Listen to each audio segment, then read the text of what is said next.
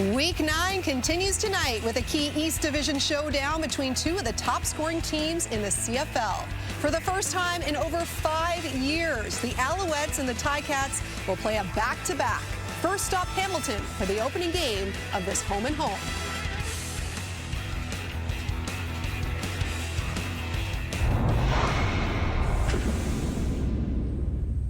It's Friday, coast to coast. The CFL is Canada's game. Well, we're all pumped up to party, and we're ready for a fight. Come on, kick back, relax, watch the Friday night football. Boys are feedback, but the CFL football game is up for grabs. It's Friday night football tonight.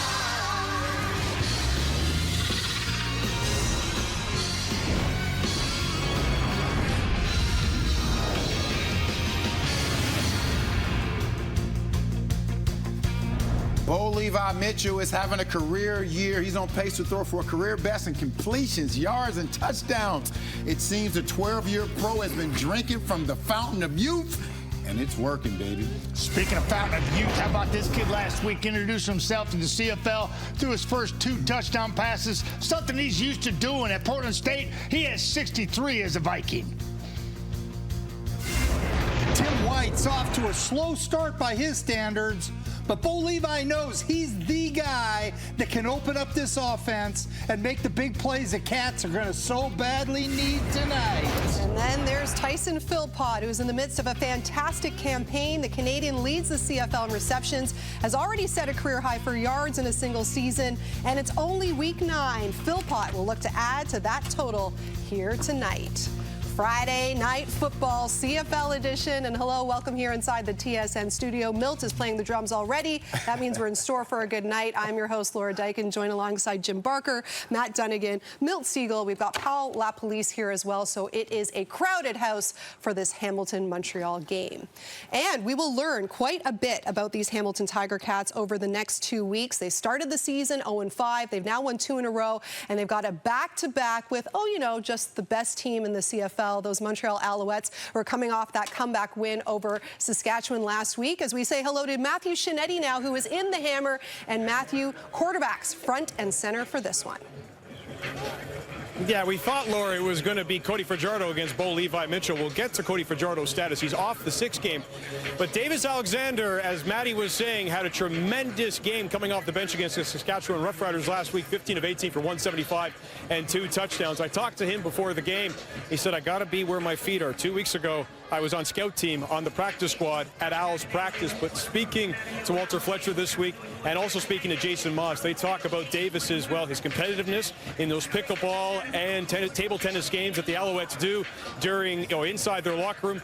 But they also reference just the consistency that Davis Alexander has. He's going to need that competitiveness and consistency because he's going up against Bo Levi Mitchell, who Alexander said, in fact, was the quarterback that he watched early on when he was getting to know the CFL. Well, he watched Bo Levi Mitchell in those years in Calgary, and it certainly looks like that Bo Levi Mitchell. You mentioned that 2-game winning streak. Well, Bo Levi Mitchell is first in completions, first in touchdowns, and first in red zone completions. I asked him this week about that health, the fact that he dealt with so many injuries over the last few years, and it was against the Alouettes, remember, and I asked him after that playoff loss where his head was at. It seems almost like a 180-degree difference between the Bo Levi Mitchell, who we weren't sure if he was even going to play in the CFL again, and now he's back at the top of the charts, but he's facing those Montreal Alouettes on defense who are, yes, first in against opposition touchdowns, first in completion percentage, and first in red zone completion percentage. But speaking to Bo Levi Mitchell, certainly about his health routine in the offseason, he credits Marcellus Bowman, the former Ticat and Blue Bomber, for getting him to a level now where he's ready for big games like this. And Laura, you mentioned it, the next 2 weeks could be huge in the East Division. Of course, now the Ticats are on a 2-game winning streak. That could be a 4-point go-ahead swing here if they take the next 2 games against the Alouettes, but it's so big, these next 2 games. And as for Cody Fajardo, as I mentioned, he's off the 6th game, on the 1-game injured list, and Jason Moss says he's not quite ready yet, Laura. Well, we know Davis Alexander getting the start here tonight. Thank you, Matthew. His first CFL start. Whether or not we see him in the second game of the back-to-back is to be decided. But look, it was the third stringer to the rescue last week. Montreal outscoring Saskatchewan 17-0 in that second half. Are you expecting more of the same from Alexander here, or now that they've had a week to kind of game plan for him, he might be brought down to earth a little bit? It's going to be a little bit more difficult. He jumped into a moving car, per se, last week. Basically, things were rolling, and he just had to keep things steady. Well, this week, the car's at a standstill. He has to get in. He has to make sure the car is tuned up. Oil's changed. You got to look in the back to make sure the kids are in their car seats and locked in. So it's totally different when you start the game compared to when you come in and no one is expecting much out of you. So let's hope he continues to play well. That was special to see him getting there. I think he completed his first 12 passes. He led his team to a victory. So it's exciting to see another young quarterback play pretty well in the CFL. Yeah, Milt, when I look at this kid, and I understand why he had success. One, he's putting in the time. Ask anybody around that organization. He's a workaholic, and he applies his trade. And he's got Jason Moss as his head coach, offense coordinator, and Anthony Calvillo there. That's a great room. That's a good room. That's a good room. That's a really solid room. And so expectations are high. You know what you're doing when you go on the football field. And Jason Moss and Anthony have been doing a masterful job of putting their quarterbacks, no matter who it is, in good situations consistently. We saw it last year and how the marriage happened with Jason Moss. Continuation what was going on in Saskatchewan, and they put it in everybody's face. And it's no different with this kid. He's being puppeteered by two of the best in the league, and I expect him to go out there, and it's not a flash in the pan. You know, I don't care if they got more film on him. I just believe that this kid is going to be put in good situations. He's going to execute, and the moment won't be too big for him. Well, Milt, you say he was on a car going forward. Well, he was on a car going backwards because that offense in the first half was pathetic. And he got in there and flipped it into gear and got him going in the right direction. So I can't agree with you there. But it is a much different situation when you're the starter. Young guy out of Gig Harbor High School in Washington, Portland State, and he comes in, and Danny Machocha has liked him from the beginning. He's kept him. This is the third year he's been with this club. They've kept him around, and you don't do that unless you really feel something special about him. Now he gets his opportunity to play tonight in a game, like you say, much different coming in as a starter. The pressure's different. The whole organization's on your shoulder. They know this is a big game, not a must-win, but it's a big game for them. And then they probably will get Cody back next week. You're saying the station wagon to the Ferrari there, yeah. Keeping with the car theme. And we can't forget about Paul LaPolice. Paul, what are you expecting from Davis Alexander tonight?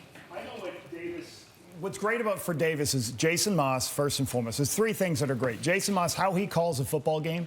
He's going to call a lot of screens, a lot of behind the line of scrimmage shows that are high percentage plays. And then number two, a lot of receivers who can break tackles, especially Tyson Philpott. So they're going to create first downs, and then he can take a selected shot downfield. But the biggest thing is that defense is going to create 2-and-outs and give him more opportunities with the football. He's just got to make sure when he gets his opportunities, he protects the football, and I think he's going to be successful because talented, and he's got a lot of good pieces around him, like the guys are saying.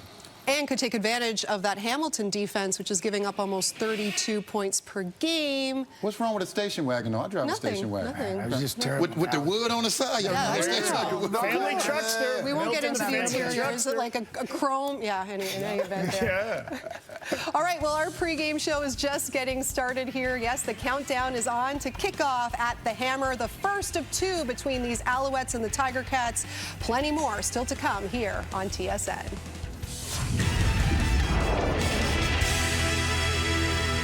Five most popular anytime touchdown picks for this Friday night football game over at FanDuel. Tyson Philpott tied for second in the CFL with 5 receiving touchdowns. Reggie White Jr. caught 2 of them from Davis Alexander last week. The rest of the top 5 are from the Ticats. We won't ruin it although we're going to have to get to it. But there is definitely a theme when it comes to our picks here this evening.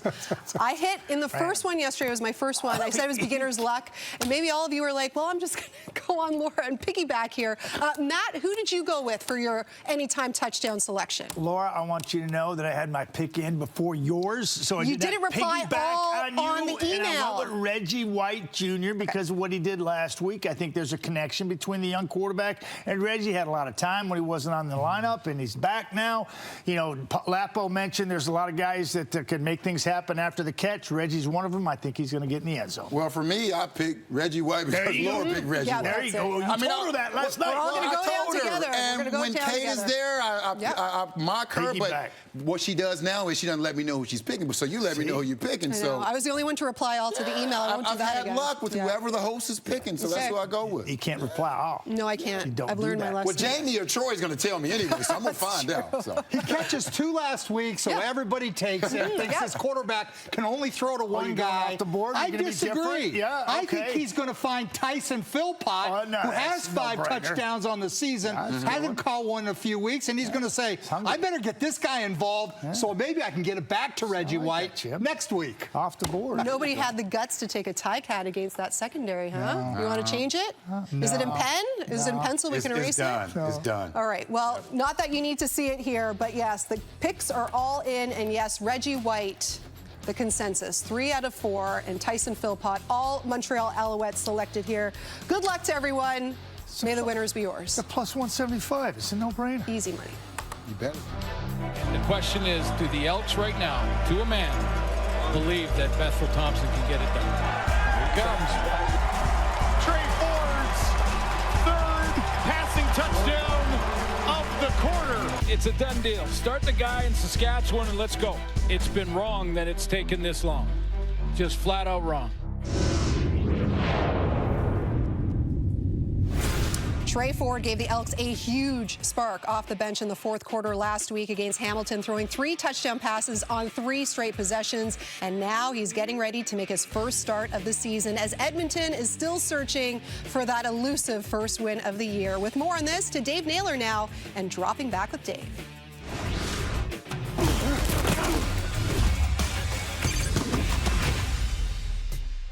Drama is not something normally associated with an 0-7 football team. But the Edmonton Elks have had more than their share of it with regard to their quarterback situation, which is why there's so much anticipation for Trey Ford's first start of the season when the Elks visit Saskatchewan on Saturday. Now he's trying to get away, and he does. Now down the field. Got him in! This is what he can do. Gets the crowd out of their seat. Ford is a 26-year-old Canadian who's one of the very few quarterbacks over the last half-century to earn meaningful playtime in the CFL after playing his university football in Canada. That makes him a rarity. His athleticism and playmaking ability for a player with his background make him a unicorn. In 2022, Ford became the first rookie QB from a Canadian school to start a CFL game in, well, forever. But in 2023, he was glued to the bench while the Elks got off to an 0-9 start before he eventually led them to their only 4 wins of the season. It's taken another elongated winless streak to get Ford meaningful reps this season. And he didn't disappoint on Sunday, dazzling with his play while leading the Elks to 3 fourth-quarter scores in a game that was out of reach against Hamilton. Now, though, it's showtime. Elks really have no choice. It's a done deal. Start the guy in Saskatchewan and let's go. The playoffs may be a mirage for the Elks this season, but among the most important questions this organization has to answer is whether the pending free agent Ford can be their franchise quarterback of the future. An answer that should start to emerge beginning this week.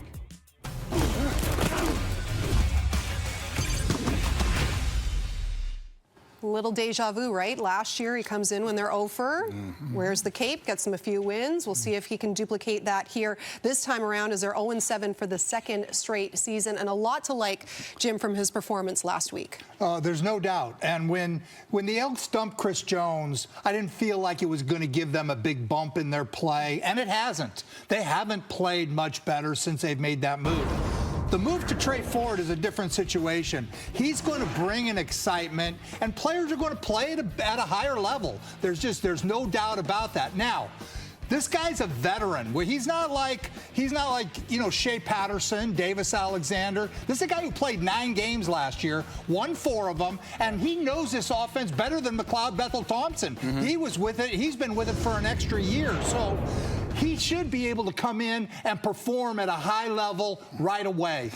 I don't agree. Just like, what?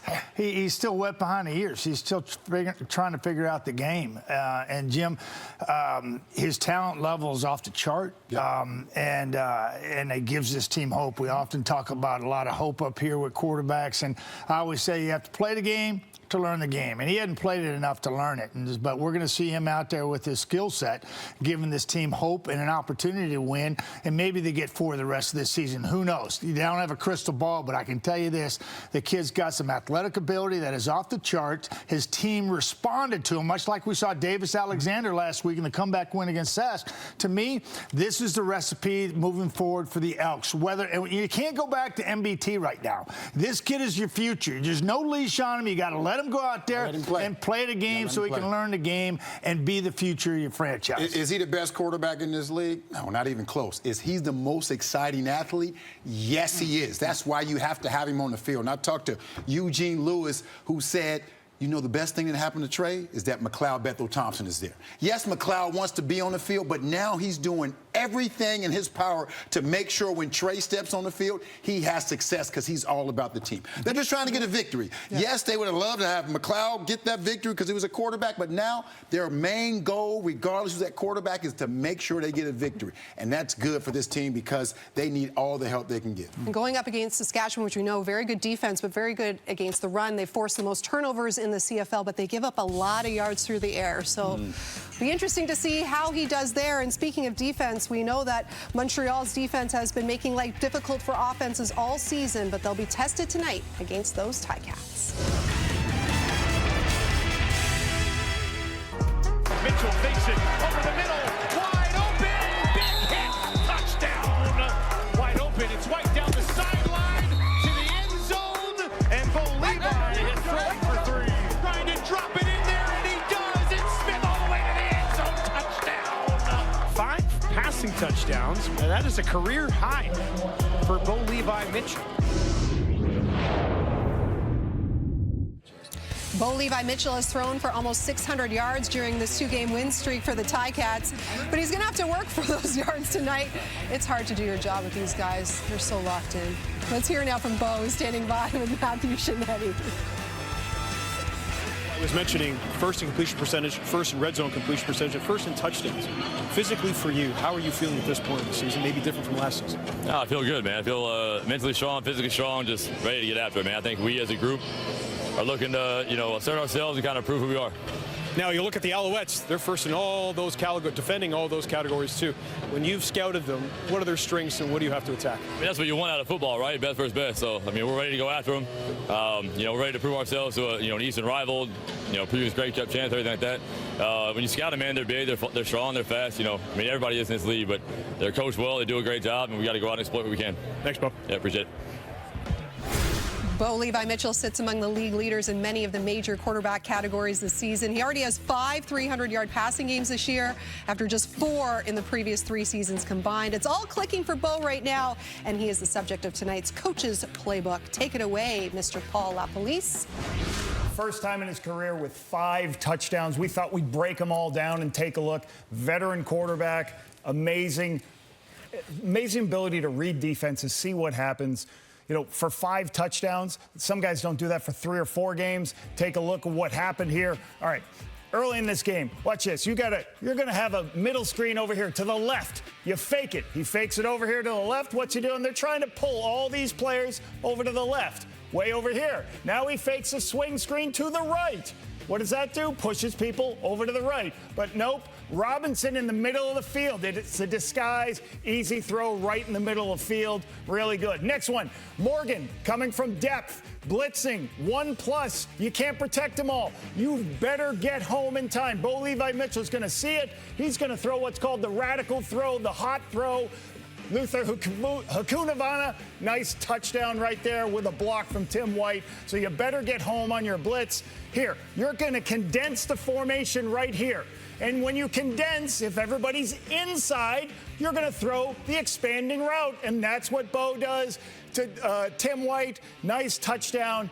And again, max protection. Later in the game, what are they trying to do? Hey, let's get a 3-man route. Let's get a ton of protection. Keandre Smith with the double move. Out, back in on the corner post.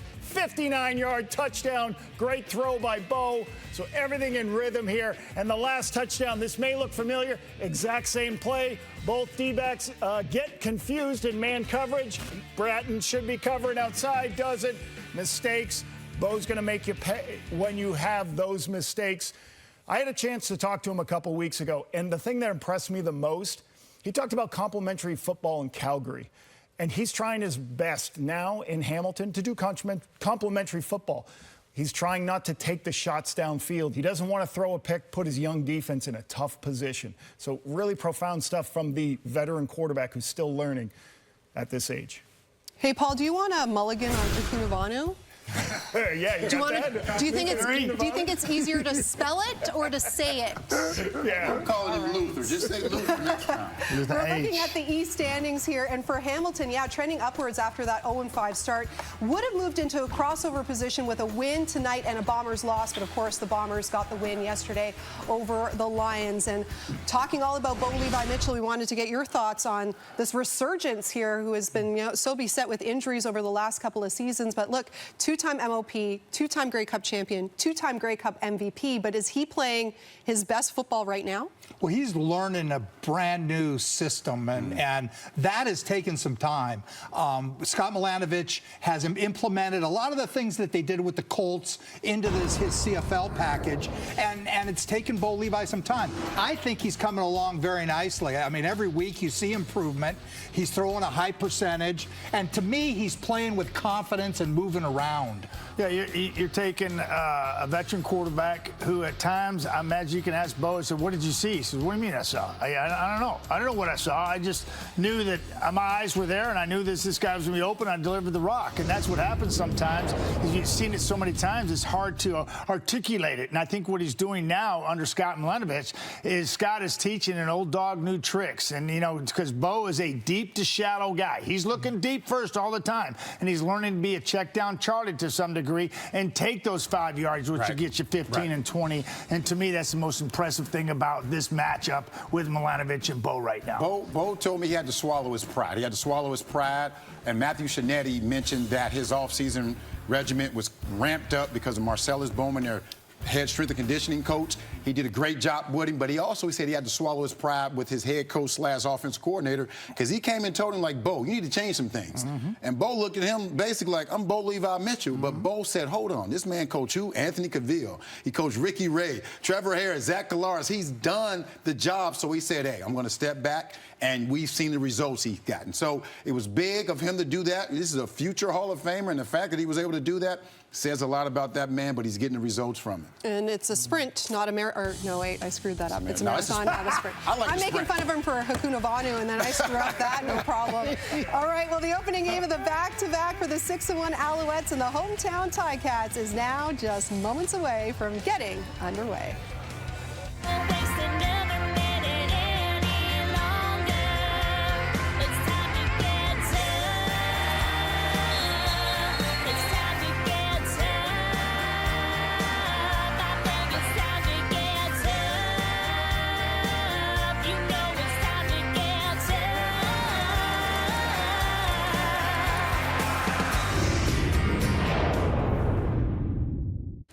Hamilton sure is hoping the trend continues. Home teams have won 8 of the last 9 games overall in the CFL. And as the Ticats look to win their third game in a row, they've got some tough competition as the team with the league's best record, the Montreal Alouettes, pay a visit to the Hammer tonight.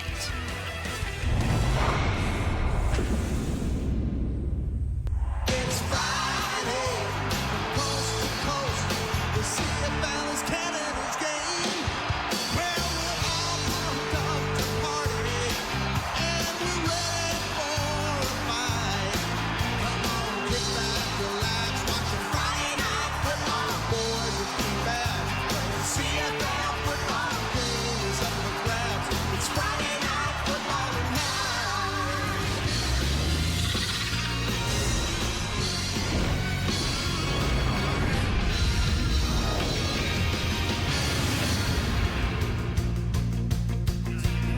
Two of the top offenses in the CFL will be on display here in week number 9. Montreal's Tyson Philpott comes into this one sitting second in the league in receiving yards, but he's within striking distance of the Lions' Justin McInnis and that number 1 spot. As we go from one of the game's top receivers to one of its top quarterbacks, Bo Levi Mitchell is looking to keep the good times rolling and build off that career day last week. With another big game here, he could lead the league in passing yards by the end of the night. Incorrect. And with that, we welcome you to Friday Night Football here in the CFL. I'm your host, Laura Dykin. We've got Jim Barker, we've got Matt Dunnigan, we've got Milt Stiegel. Way in the back, Paula, please, can you hear us? Can you hear us? All right. Week 9 in the CFL brings us this East Division showdown between the Alouettes and the Tiger Cats. And we were saying 0-5 out of the gate for Hamilton. Has now won 2 in a row, but now this is the measuring stick game. How are they going to stack up against the top team in the CFL? And Milt, what's the matchup you're watching here tonight? Well, it's this chess match between head coach / offensive coordinator Scott Milanovich for the Hamilton Tiger Cats and Noel Thorpe, the defensive coordinator for the Montreal Alouettes. Both of these guys are 2 of the best at what they do. And at the end of the night, one of them going to be yelling checkmate.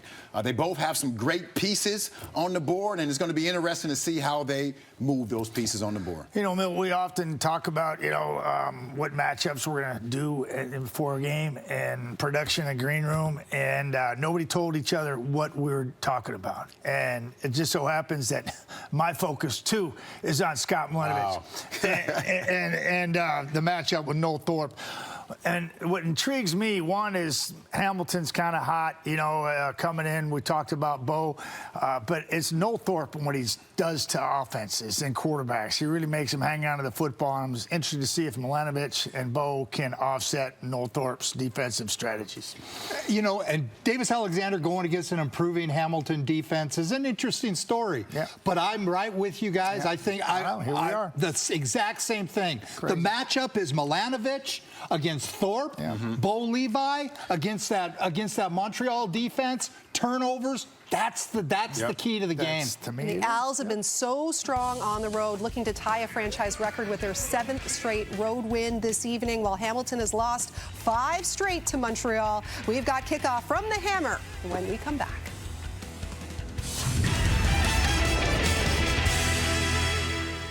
Dominic Brini of North Vancouver, BC. This is your chance to win big thanks to Save on Foods' $1 Million Touchdown to Win. If a kickoff is returned for a touchdown, you could win groceries for a year. If 2 are returned in this game, you could also win $1 million. Good luck to you, Dominic. And now it's off to Hamilton. Friday Night Football tonight. Welcome to Week 9 in the Hammer. Sweltering humidity all day has made way for the red-hot Ticats. 2-0 after an 0-5 start, and the Alouettes return for the first time to the scene of their Grey Cup glory. But a different quarterback is calling the shots tonight for the red, white, and blue. Marshall Ferguson, Dwayne Ford, Matthew Chinetti at field level for us here throughout the evening at Tim Hortons Field. Davis Alexander, extremely impressive. 15 of 18 in relief duty last week. He's got to do it again here tonight against the Ticats. Yeah, and I think the thing you have to love about it was him being thrown into the fire, completing his first 12 passes in that ball game, definitely showing he was prepared, he was ready. I think he'll be the same with a full week of preparation for this one. Certainly interesting to watch. Obviously over on the other sideline, polar opposite. Bo Levi Mitchell, a guy with plenty of experience in this league. He's enjoyed a bounce-back season so far in Hamilton. Bo Levi Mitchell over 300 yards 5 times already in 2024. Bo Levi Mitchell, Davis Alexander, head-to-head against each other. Looking forward to it as the flyover here from Captain Isaac Bates out of Hamilton and CFB Trenton. We're underway in week number 9 here in Hamilton, Montreal, against the Tiger Cats as it'll be returned out to the 27-yard line. And out comes Bo Levi Mitchell. Extremely impressive. 5 touchdown passes, of course, in that game against Edmonton last week. Yeah, as mentioned, it's been a bounce-back year, and you heard the panel talk about it in the pregame. The rebuilding of Bo Levi Mitchell that has gone on under Scott Milanovich has certainly been a success story regardless of Hamilton's record so far this season. It's starting to pay some dividends in the last 2 games, back-to-back wins for the Black and Gold.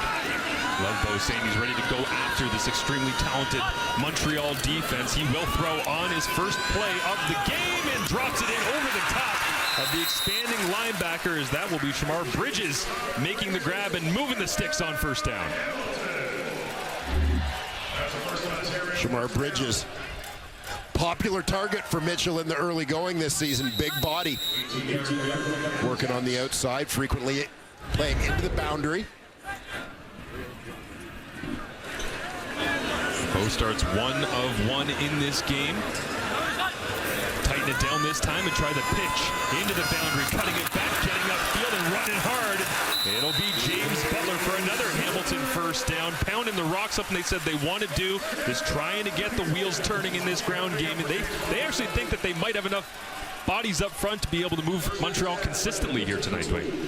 Yeah, that's certainly going to be a storyline as we see Butler on the toss, this offset toss where he gets a little bit of a jump start on the defense. You see Isaac Adeyemi Berglund trying to chase that one down. 4 receivers to the left of Mitchell. They'll set up a screen, come back to the right, is now into the backfield. It'll be a tackle for loss. Behind the play, Butler brought down and trying to get him into the flow early after a 21-carry, 98-yard effort against Edmonton. And just a great job here tracking by Tyrese Beverett. Actually lining up at his weak side linebacker position this time. He's going to move around in that defense, but recognizes it, beats the block. And make a play for a loss. Mitchell checks it down underneath on 2nd and 12. DeAndre Smith trying to make a move, almost got tackled towards the first down marker. Looks like he'll be just shy. And what do they want to do aggressively right now is Milanovich already eyes down on the play call sheet. It looks like they'll go for it. Well, it looks like a pretty full 2 here, so it will not be Ante Litre and the short yardage team. Bo Mitchell staying on.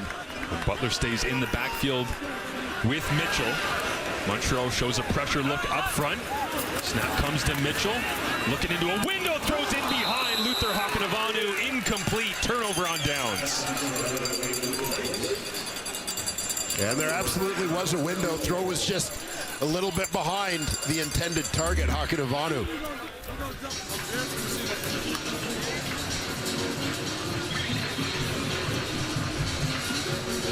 Diving effort, the receiver unable to come up with that one.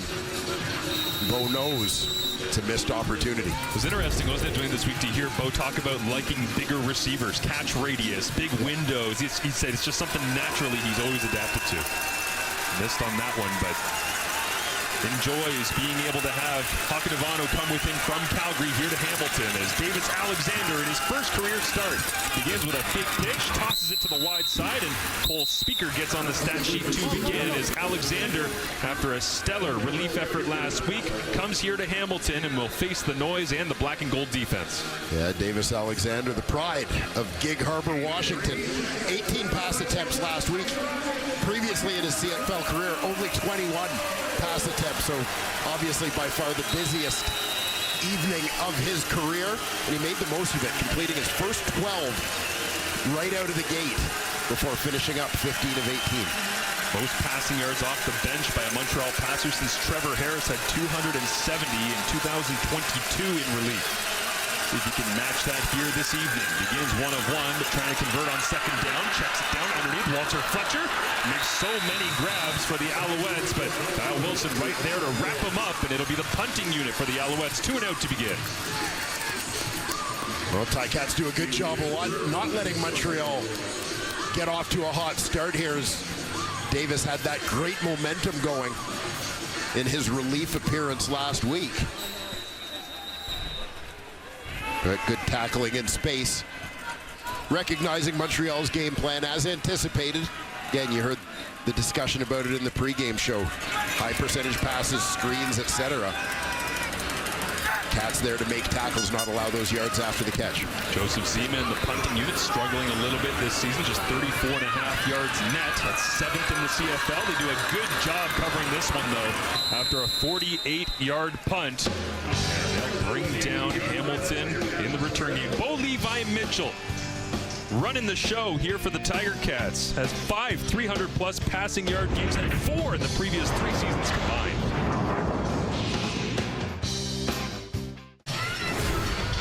What a performance it was for Bo Levi Mitchell against Edmonton last week. 5 touchdown passes, and look at this, the distance between SMU and the Tiger Cats with 5 touchdown performances. Oh, your casual 16 years.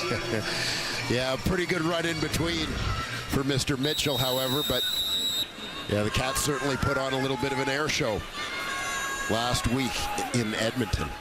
Ray Ford stormed back in that one, but the damage was done by Bo Levi Mitchell and his receivers as they began with a turnover on downs to go back to the ground game here. And a nice little piece by James Butler as we look at Butler and the rest of the Hamilton starting offense. And on that offensive line, Jordan Murray makes his 2nd start of the season at right tackle. We hear Joel Figueroa getting close to coming back, bringing a little more experience to that offensive line soon. Luther Hakanavanu, big touchdown last week. In fact, touchdowns in 3 in a row for the former York Lions receiver. Bo Levi Mitchell looks downfield, crossing route, and finds Hakanavanu on the spot. He reaches out. They'll spot it at about the 31-yard line. First down Hamilton, and the 27-year-old continues to be the hot hand for Bo Levi Mitchell. And good protection so far. You see clean pocket for Bo, untouched, plenty of time to lay that one into Luther in tight coverage. It does give you that length, especially on those crossing routes, trying to separate from this extremely talented Montreal linebacking core. Darnell Sankey, Bryce Cosby, Tyrese Beverett. On 1st and 10, little pressure look. Bo stares it down, gets it out of his hands quickly, and that's complete to the big body, Giovanni Robinson. Yeah, Robinson, college basketball player turned tight end. Getting some looks the last couple of weeks for these Tiger Cats. Had a touchdown last week in Edmonton, first of his Canadian Football League career.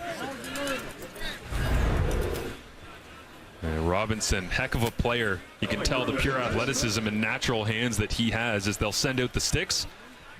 And take a look at this one after the Robinson catch. Yeah, Giovanni is a guy who actually played pro basketball in Italy after his college career. Hadn't played football since high school.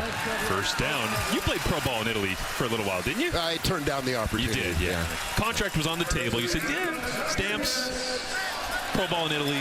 Yeah. Thought I'd have a chance to get back later in my career, but... Never called? Never called. Never called. So they do pick up the first down. Hamilton at their own 42. Oh, blitz coming from the boundary. Bo caught him. And now he looks over to the field side and says, you guys are one-on-one. What do we want to do? Resets the play. Butler bounces out. Bo looks, field comes back, and the free man flying off the edge. Looks like that was Wesley Sutton. Got home to knock it down. This is something Wesley Sutton has done so well for the Alouettes over the last couple of years. Getting involved in that blitz package. Along the defensive line, Avery Ellis providing some experience, coming off a 2-sack game, had his first 2 of the season last week against Saskatchewan. Tyrese Beverett, the former Hamilton Tiger Cat, continues to be one of the league's most productive defenders. Najee Murray leading that secondary in tackles from his field halfback position. Defense high in so many statistical categories because they make plays just like that. Cosby comes down on Shamar Bridges and tackles him well short of the yardage to go. And this one will be a task too far to ask for the third down risk, and they'll send out the punting unit. Yeah, a combination of obviously longer distance to go and a little bit different field position on their own side of center here. Looking for Nick Constantino, averaging over 51 yards a punt so far this season to try and shift this field position battle a little bit in their favor. Yeah, the Hamilton club record set by Joe Zuger in 71. 48.5 yards, and Constantino crushing that. This one goes extremely high, but not all that far as James Fletcher Jr. turns the corner after a 38-yard punt, and it'll be the long snapper, Gordon White, getting down there and making the play as Davis Alexander and the Montreal offense back out onto the field. 15 of 18, 2 touchdowns, 17 offensive points, steered a win. He'd like to continue that and get to 7-1 tonight here at Hamilton. A top 5 performance off the bench in the last 17 years for Alouettes quarterbacks. Look at that move. Down underneath, readjust the helmet, find your receiver. Finds Tyson Philpott. How many great off-script plays did he make in this game at home? You could literally feel, sitting on your couch at home, the tide just shifting towards Montreal in this game. Yeah, from the moment Alexander came in, you got a sense not only that he had that poise, that confidence about him, but that those around him were also feeling a sense of confidence. Leads by example and through his actions as they get the ball into the hands of Tyson Philpott as the Alouettes offense leading receiver, now his 52nd catch on the season. And we'll take a look at the rest of this Montreal Alouettes offense. O-line that has been solid. Nick Callender holding down that always important left tackle spot.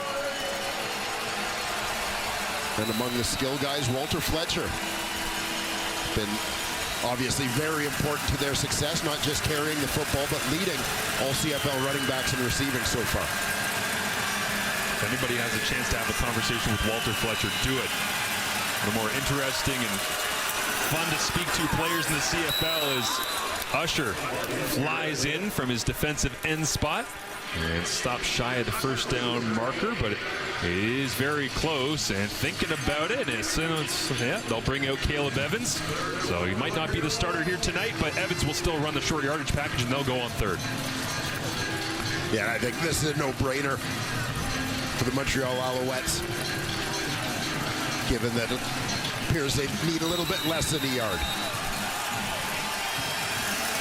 21 carries on the year for Caleb Evans. A trio of touchdowns, but just wants a yard here. They'll plunge forward to the left-hand side of that offensive line. Follows Pierre-Olivier Lestage in his third year at the University of Montreal and picks up the first down. As the Hamilton defense couldn't get a stop there, and they've been struggling to get stops at various points throughout the year, giving up a ton of points in their first 5 losses. You mentioned the name Nick Usher moments ago. Usher leading the team in tackles for loss, still looking for his first sack of 2024. Jonathan Moxey, longtime corner in Calgary, settling in at that nickel linebacker spot. Rob Panabaker, a 2023 draftee, but in his making his second consecutive start at free safety. Yeah, they'll have to come downhill here on the run game. There's a nice piece on first down. Right between the tackles goes Walter Fletcher. And I mentioned this defense gave up 30-plus points in 4 of their first 5 games, and Montreal will put up a lot of points if that man's turning the wheels like this. Yeah, and Fletcher, of course, taking over the starting job here in Montreal this season, with William Stanback moving west to the BC Lions. Obviously giving them a little bit of a different look offensively. They can bounce him out here and use him in all situations as they go with a fake run to the inside. Now on the run to the sideline, it is Fletcher. He'll be brought down by Trevor Hoyt. But yeah, Fletcher being used against any linebacker, any situation, any down and distance, run, pass, doesn't matter. They just love his versatility. Yeah, this is it. As you said, getting him out of the backfield here. Antwi coming in to hold down that spot. Fletcher looking to move out as a slot, get a little bit of a mismatch on a linebacker, trying to cover this water bug of a running back. Well split. Reggie White Jr. out to the bottom of your screen. And once again, Antwi bounces in. Fletcher bounces out. Different look here from the Alouettes we haven't seen this season as Alexander with pressure on. Ball is out. It's on the turf rolling around. Alexander lost his helmet. And the Hamilton Tiger Cats for now have picked up the football. A rare turnover for the Alouettes. They've been so good this season. A +6 turnover ratio, second to only Saskatchewan.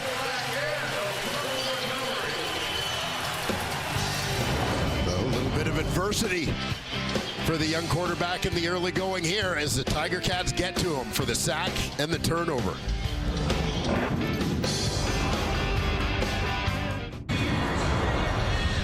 The Hamilton Tiger Cats have only collected 8 turnovers so far this season. This is their 5th fumble recovered as Davis Alexander lost the handle and Trevor Hoyt comes up with it.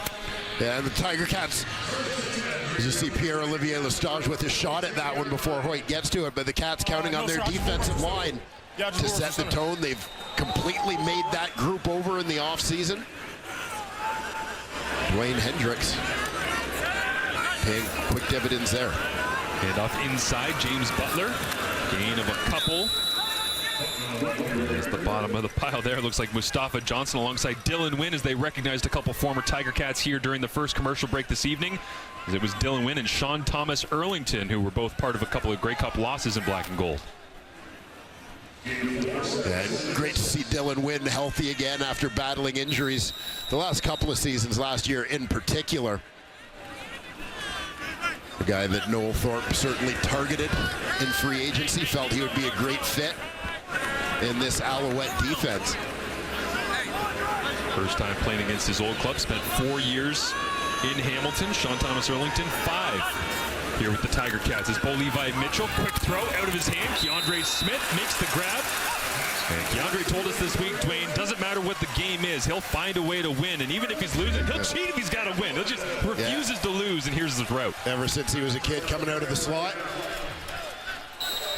Catch number 85 in motion. Just a speed out, timing route. Nice connection there for the first down between he and his veteran quarterback. All-star matchup right there. Bo Levi Mitchell to Keandre Smith with Wesley Sutton hot in pursuit. On 1st and 10, Bo, play action, pressure on, and he'll go down. Flying into the backfield, Tyrese Beverett adds his 2nd sack of the campaign.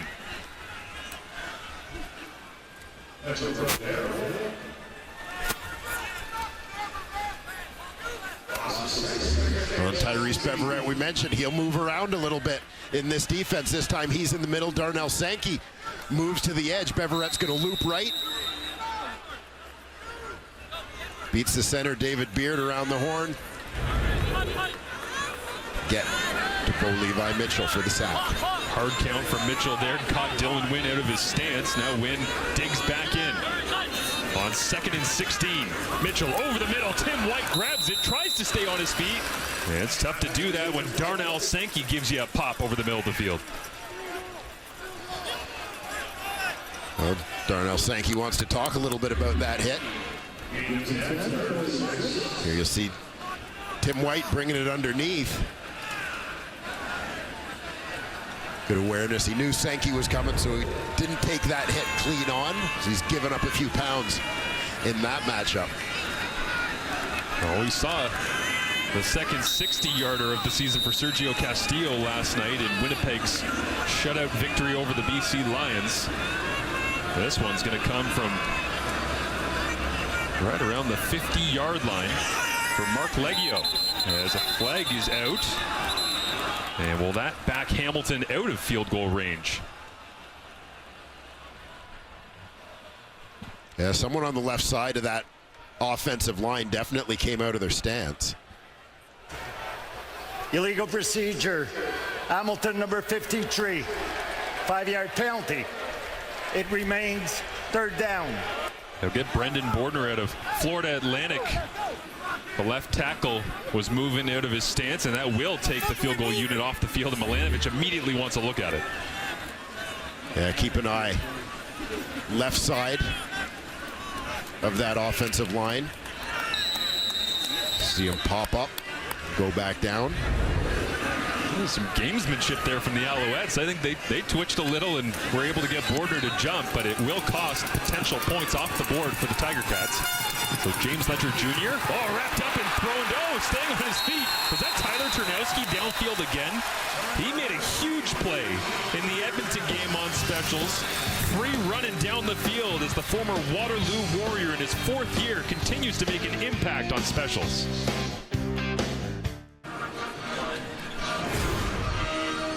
Welcome back to Hamilton. Davis Alexander, the starter tonight. There's his career and a glance at Portland State, but at home it means much, much more. Matthew Shinetti has more. Absolutely, Marshall. In that amazing interview that Kinsey Lalonde did at the end of the game against the Saskatchewan Roughriders, Davis Alexander called out to his father, Matt Alexander, who is battling cancer. Matt Alexander played rugby in South Africa, then in England, and then settled, as you said, Dwayne, in Gig Harbor, Washington. And he taught his son Little League, and I watched today as Davis Alexander was talking to his father before pregame, and maybe as he deals with the first bit of adversity he's having in his first start, that message from father to son rings true.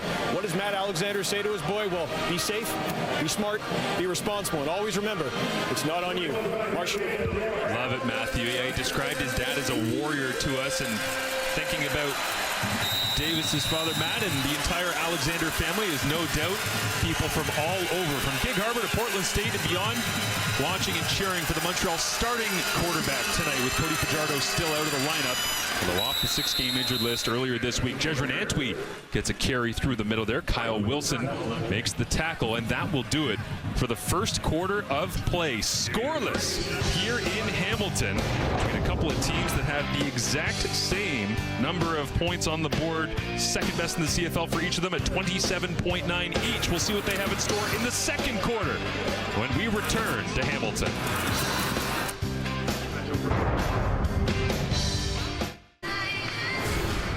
The numbers after 1 quarter of play. Well, there's a couple of big donuts here in the donut box in terms of the score, but it's been an interesting one back and forth, Dwayne, and certainly the defenses, despite the fact that Hamilton has struggled a lot more than Montreal throughout the early part of the season, both making great plays. Yeah, absolutely. They've done Hamilton's defensive line doing a pretty good job controlling things at the line of scrimmage, creating a little bit of adversity for a young quarterback making his first start. Davis Alexander finding his way, and of course that Montreal defense, always a little bit of a storm of chaos for opposing offenses to try and sort out.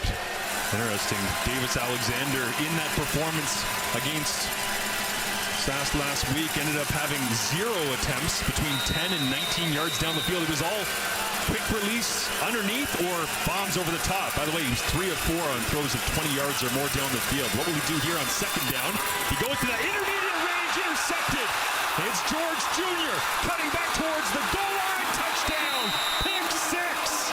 Hamilton's defense, which has struggled to get interceptions, the least in the CFL, just 2 coming in, have their 3rd of the year, and it goes for a major. One of the things that Davis Alexander did very well last week against Saskatchewan was avoiding trying to force plays, avoiding trying to do too much. Here, trying to get things going, looks like he's just trying to force a ball in to way too tight a window to Cole Speaker. Kenneth George Jr. on the spot with the coverage, comes up with the interception, makes Alexander pay for that mistake in a big way. And the turnover ratio I mentioned for the Alouettes, +6 coming into this game, second to only Saskatchewan. There's only 2 teams in the positive. It's Montreal and Saskatchewan. Well, all of a sudden, a fumble that's recovered after a Davis Alexander bobble in the backfield in the first quarter, and we begin the second quarter with an interception. It goes for a touchdown. Come on, brother. Upon review, the ruling in the field stands. Touchdown. Come on, man. Kenneth George Jr. in his second year at Tennessee makes the play, and Hamilton takes the lead. Guy, you the greatest. Good.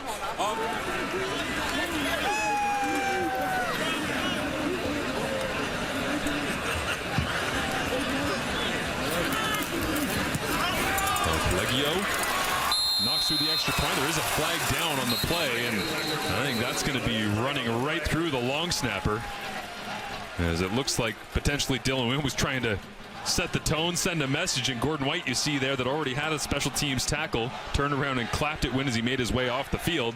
And Byron Archambault, the special teams coordinator for the Alouettes, has a conversation with him.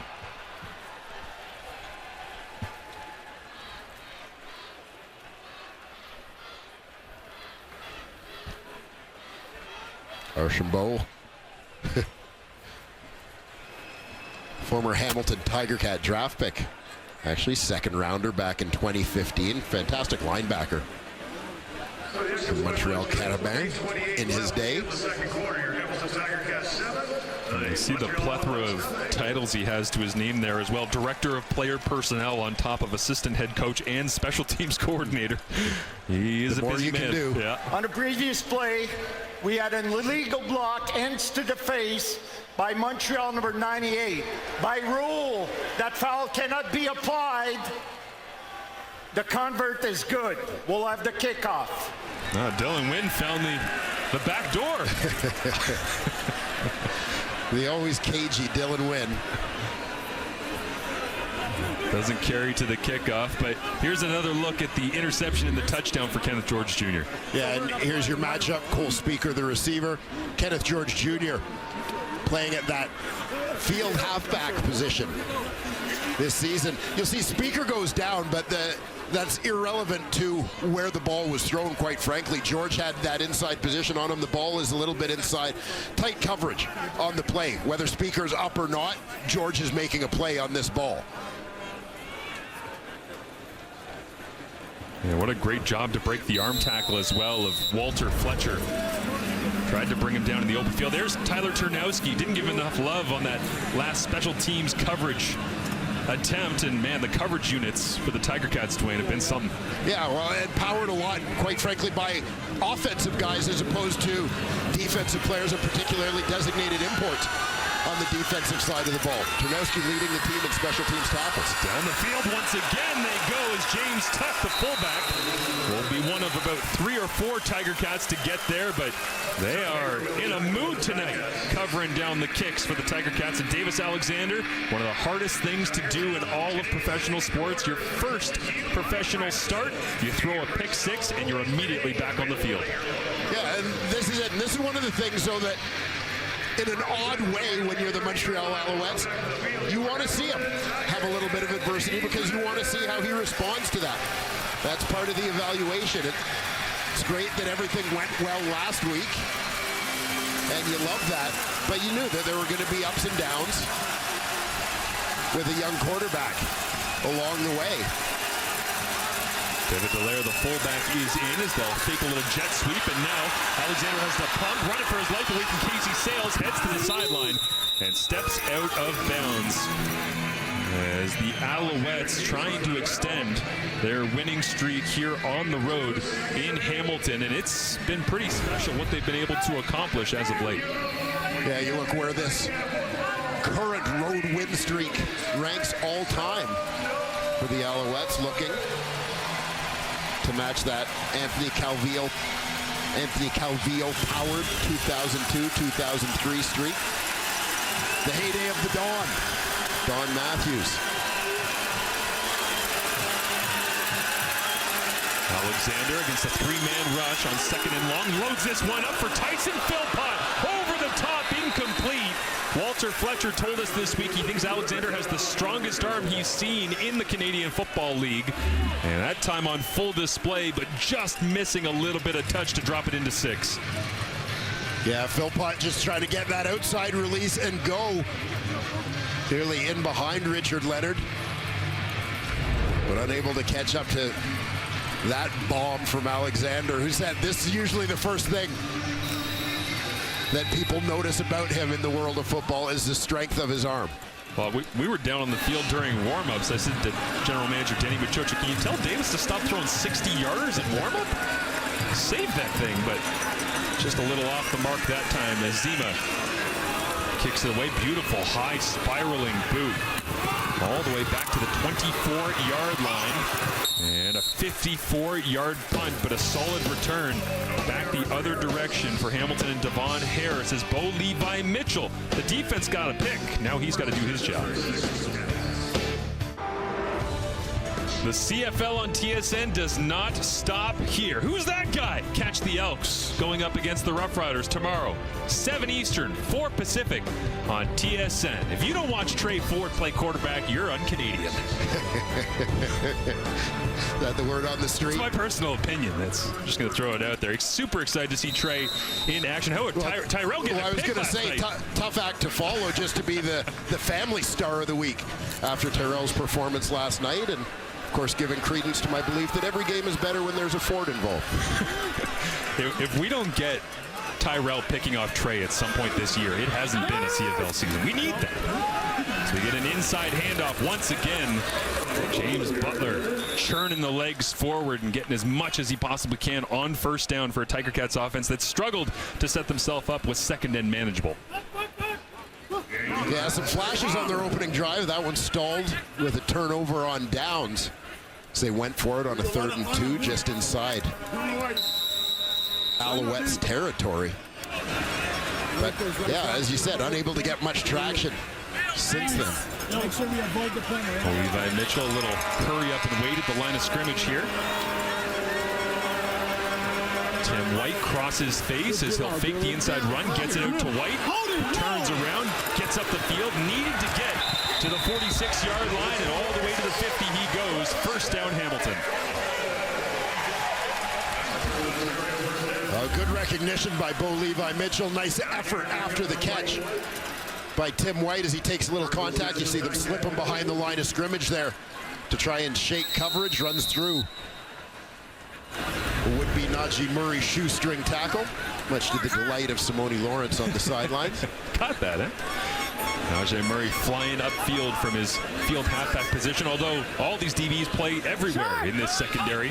Confusing for Bo, as this time Butler, it looked like he had a head of steam going, and all of a sudden Darnell Sankey showed up on the spot and held it to a gain of about 5. Darnell Sankey has a way of stopping other people's momentum. Middle linebacker on the very left side of your screen. Once again, linebackers moving around. Jeffrey Canton-Arcou, the fine Alouettes rookie, first-round pick, playing in the middle on that one. I wouldn't want to be Keandre Smith in a one-on-one blocking situation either. Snap comes up to Bo. Deep drop, he's got all day. Looks down the field, pointing, waiting, 3-man rush. They blocked it up for him, and then he skips it into the turf. That's one of those hard to believe you can't find somebody open with that amount of time, but they dropped 9 out in coverage, Dwayne. Yeah, this is it. Absolutely blanketing the field in terms of coverage. You'll see Bo counting steamboats on this one. Got to about 6. Not a lot of open windows versus that 3-man rush.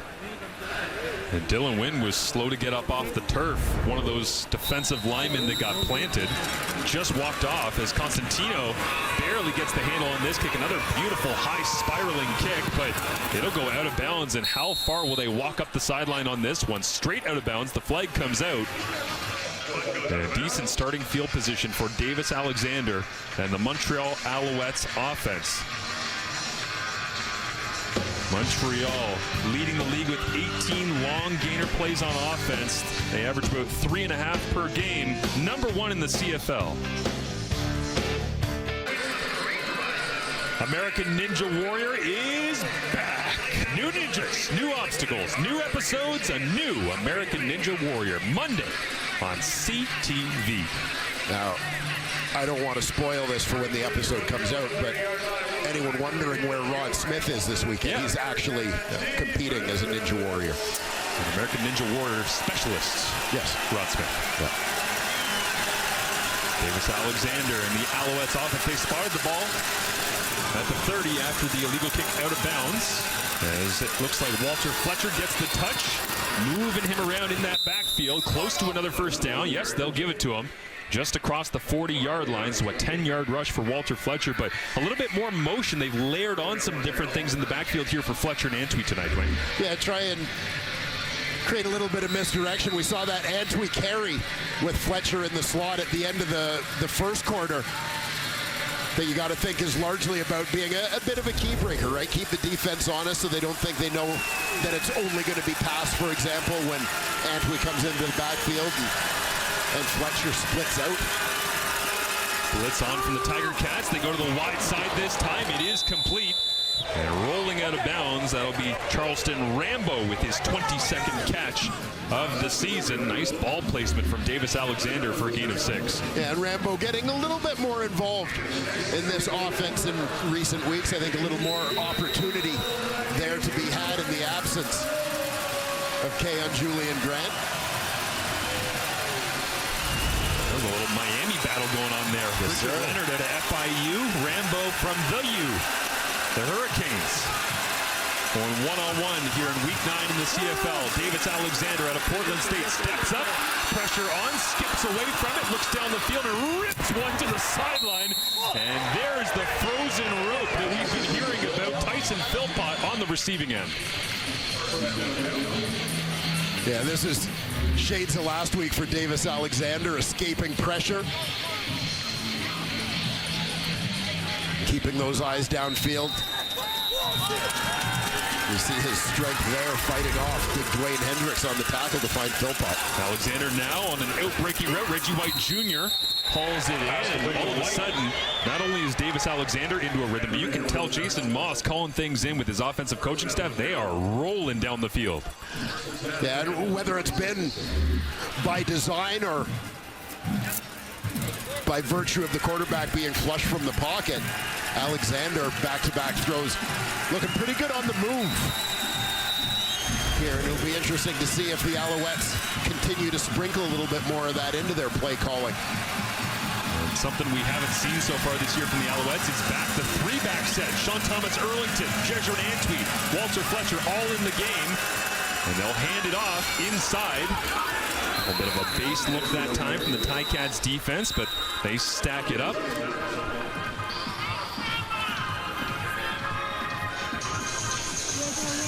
Our first-year middle linebacker, DQ Thomas.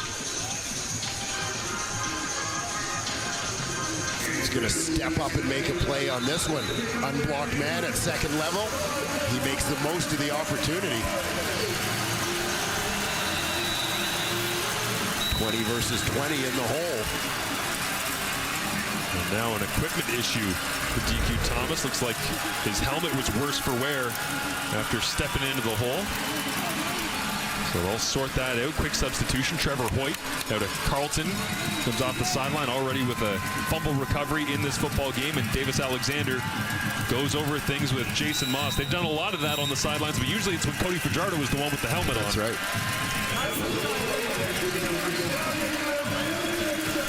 Alexander into the huddle. 2nd and 8 with 8:08 remaining in this first half. Crowd into it at Tim Hortons Field. Hamilton rushes 4. Alexander looks over the top to Charleston. Rambo! Touchdown Alouettes! In between coverage, Davis Alexander to Charleston Rambo. And the Alouettes even things out after the extra point. And the thing you've got to like about this throw, go back to the interception where Davis Alexander maybe got a little too aggressive trying to force the ball into a window. You wonder, okay, well, how's he going to respond to adversity? He's been sacked. He's had a fumble in this game. He's had an interception in this game. Fearless. Yeah. Confidence clearly not affected for him to go out and deliver that throw in that situation. Strike for the Alouettes' first touchdown of the game. Second touchdown of the season for Charleston Rambo. As Jose Maltos comes out to kick the extra point. It is good. 7-7. Matchup between the 2-5 Ticats and the 6-1 Alouettes. What a beautiful ball over the top of Moxie, and Rambo makes the play on Richard Leonard. We're all even in the hammer.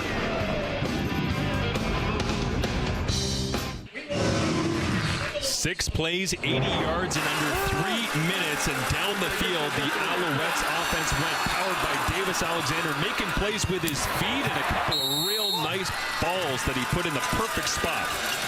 Yeah, and you mentioned using his feet, moving the pocket a little bit, getting the ground game involved, keeping that defense off balance. And then the strike, terrific catch there by Charleston Rambo to go up and get it. All even here in Hamilton as the Alouettes send it away. Harris from his own 13-yard line crosses up to the 33, about a 20-yard kickoff return. As the Guelph Griffins not far from here. Of course, Hamilton once called Guelph home. And there's 3 great receivers in the league right now. With more, let's go down to Matthew Shinetti. Yeah, that's Clark Barnes, Kean Schaefer-Baker, and Keandre Smith is playing for the Hamilton Tiger Cats tonight, Marshall. And the one thing that's really keeping them all together is a text chain that they've been having ever since they've been at Guelph. A lot of love, a lot of mental health check-in. There's so much connection between their families. We talked to Keandre Smith about this. He and Kean Schaefer-Baker's mothers especially have a strong connection. But I did ask him a little bit if there's any trash talk, knowing that Keandre Smith this year has 5 touchdowns, with matches Kean Schaefer-Baker's total of 5 touchdowns back from 2022. He did tell us that there was trash talking at Guelph. But I asked Keandre if you're going to trash talk, if those totals get up and up and up, and he said, quite honestly, I don't have to. Well, I know that Kean, when he gets back from injury, will have his numbers up. There's going to be a lot of competition. I don't have to talk. We just show each other what we got. I think they're all taking turns. Matthew, thank you. It's great background. I love what Keandre said this week. Where you're from, where you're born, does not determine how good you are at football. Like, plain and simple, you put that stamp on whether it's Nathan Rourke, Trey Ford, any position that you don't think of as being Canadian, you simplify it to that from Keandre Smith, he gets it. And there's an inside handoff on 2nd and 2. They thought they could get it with Butler. As Mustafa Johnson pushing match in the backfield. We'll see where they spot the football here. As Andre Prue, the referee, takes a look and will signal 3rd down and a yard to go, and out comes Taylor Powell and Ante Litre, the short yardage package. Scott Milanovic sending in the calls. And Cats about a yard here, going after it in their own territory. Litre takes the snap, rolls to his right side, didn't get a whole lot, needed the full yard as they're trying to get this crowd back into the game. The offense sputtering, the only points on the board, the pick 6 from Kenneth George Jr. There's now more pushing and shoving between these 2 East Division foes. Montreal ending Hamilton's last couple of seasons, a 7-game Alouettes winning streak. And Kabian Ento and Darnell Sankey believe they got the stop, but they'll give the 1st down. And Litre does his job, gets just enough, and the Tiger Cats drive continues. Litre didn't need a lot, as you can see right down the line. And it looks like he's got it. You see the lean and stretch from the Ticat running back.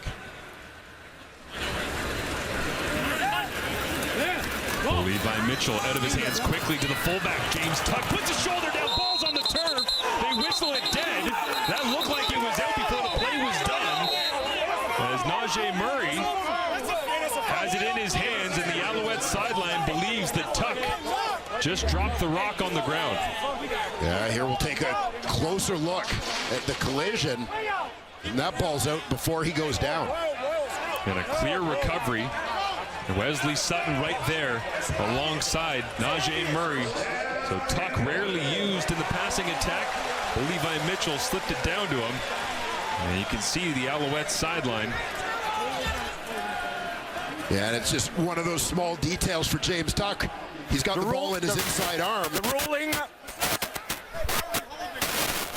ruling on the field is the ball carrier is down with contact.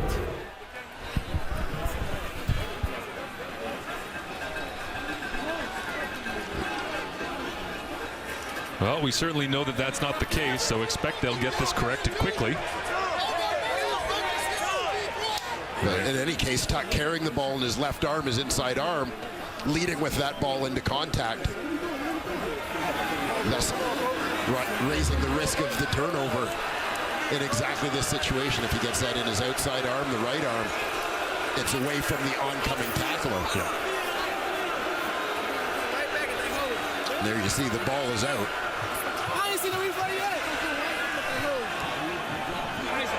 This tuck is airborne. And Sutton stood up immediately and was campaigning as the discussion goes on with Andre Prue and Jason Moss. And I would assume the frustration here is, do we actually have to challenge this?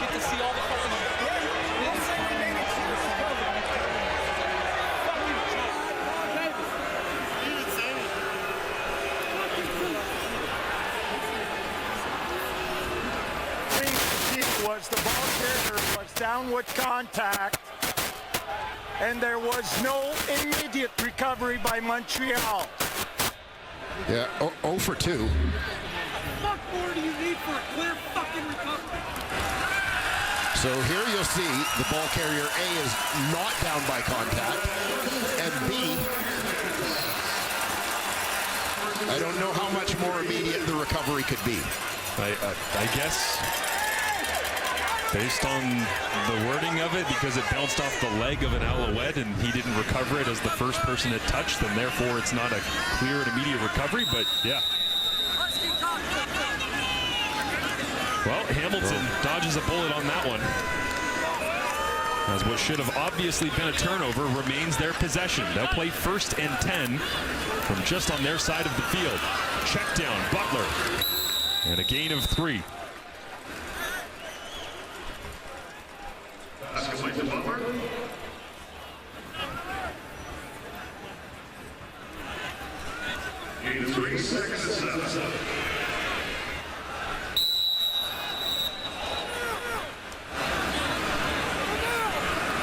Levi Mitchell in the Tiger Cats offense. He's 12 of 15 right now, nearing the 100-yard mark. So he's been racking up the 300-yard performances throughout the season. On 2nd and 7, Bo rolls to his right, looks across his body, up in the air, and it will be incomplete. Don't fucking do that shit! Almost across his body and intercepted. Bryce Cosby was the closest man. A dangerous throw here from the veteran quarterback. You see Tim White working his way across the field as the quarterback's flush from the pocket. Bo across his body into traffic. Very fortunate for the second time on this drive to avoid a Ticat turnover. Milanovic was talking this week about slow starts with Bo, but he said there's just some things we've tried to get out of him. We don't want him to do anymore, and that's certainly one of them, putting the ball in a dangerous spot. You can push it vertically when you get the opportunity, but you don't have to force it into a tough spot like that. He gets away with it, and Montreal will return, trying to head for the field. Nice cutback after a 38-yard punt. James Letcher Jr. all the way out to the 24-yard line. And Carthel Flowers Lloyd, little slow back up onto his feet alongside Siriman Bagayogo. James Letcher still trying to get things going after the hot streak on which he ended last season. Looking a little more Tyler Turnowski. The veteran receiver turned special teams demon. Good battle there between he and Titus Wall. Tyler Turnowski, Trey Ford's favorite target. Yep. The University of Waterloo. 2018, the crazy stat year for Trey Ford. You go back and you look at Tyler and what he was doing that year, it is special stuff from Chris Bertoya and the Waterloo Warriors program. Tyler has adapted well to the special teams life, and Dennis McKnight certainly appreciates the effort across the board from his group. No changes to either roster from last week's game. Here tonight between Montreal and Hamilton, Davis Alexander steps in, checks it down, and rolling forward before Kyle Wilson and DQ Thomas bring him down. It looks like that will be, number 82. Who's that guy wearing Montreal red, white, and blue?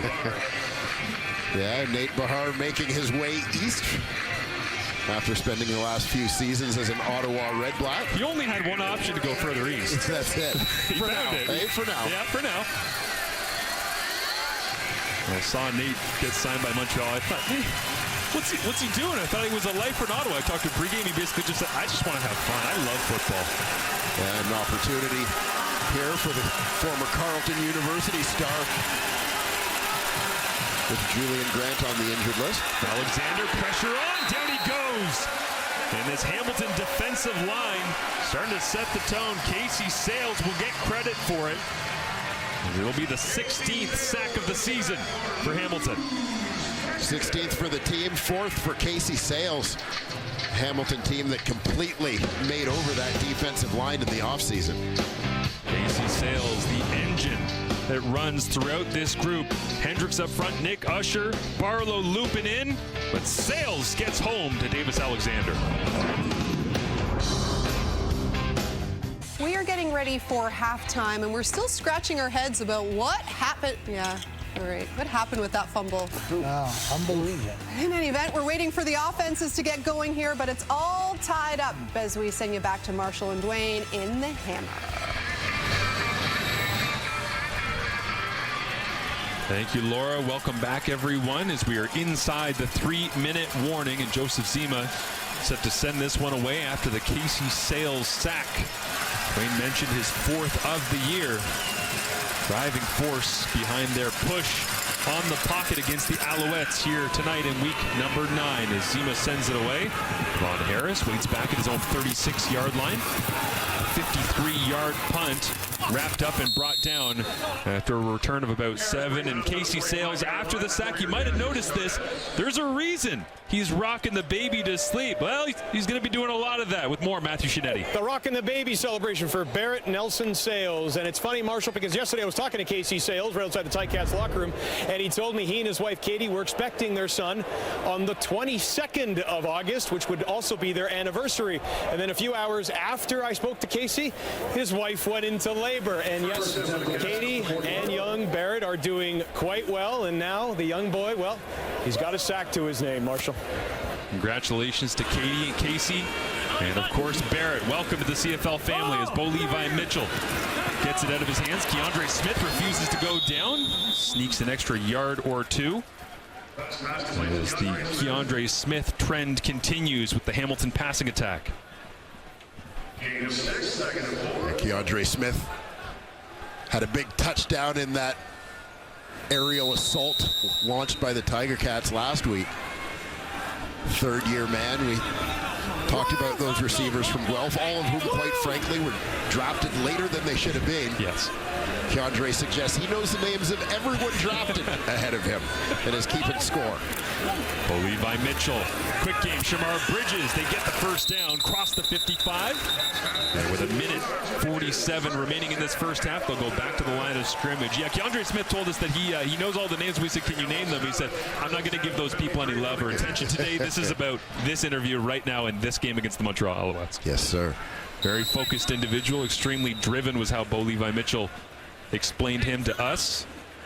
And I wonder if he might get a target here the end of the first half down the field as the Hamilton offense tries to score their first points of the ball game. They'll empty it out. They'll go with a little tunnel screen. Stephen Dunbar Jr. makes the grab. Big pop flying out from linebacker. That's Jeffrey Canton-Arcou, who laid the stick on Dunbar. Yeah, I love the rookie season Jeffrey Canton-Arcou is having here for the Montreal Alouettes. Highly productive. Dunbar, you know, you run that slip screen, you're just looking for a lane.